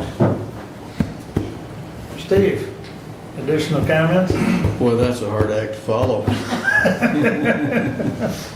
I suggested night court, and Yeah. got as much humor out of that as anything. But no, I think that it would work, night court. There's logistics involved, of course, but you're just utilizing the space for a longer period of time. That's my opinion on it. But again, I got as much humor out of that as anything. So I will continue to pray for our employees of the county and all of us who are in charge of the county. So that's all I got today. All right. Memorial Day is coming. You'll see the crosses in the near future on the courthouse lawn, like there have been in the past. So Generally, Memorial Day, they go down Broad Street. Broad Street towards the fairgrounds. well, I think he was going to put some on the courthouse lawn, and yes, but in any event, you will see them out again, and then they'll be out again for Veterans Day later on, and so on. But in recognition of Memorial Day is in recognition of those that have gone before us. So, anyways, we are done. Thank you one and all. You and Doug, you'll take a look at that. Okay. It's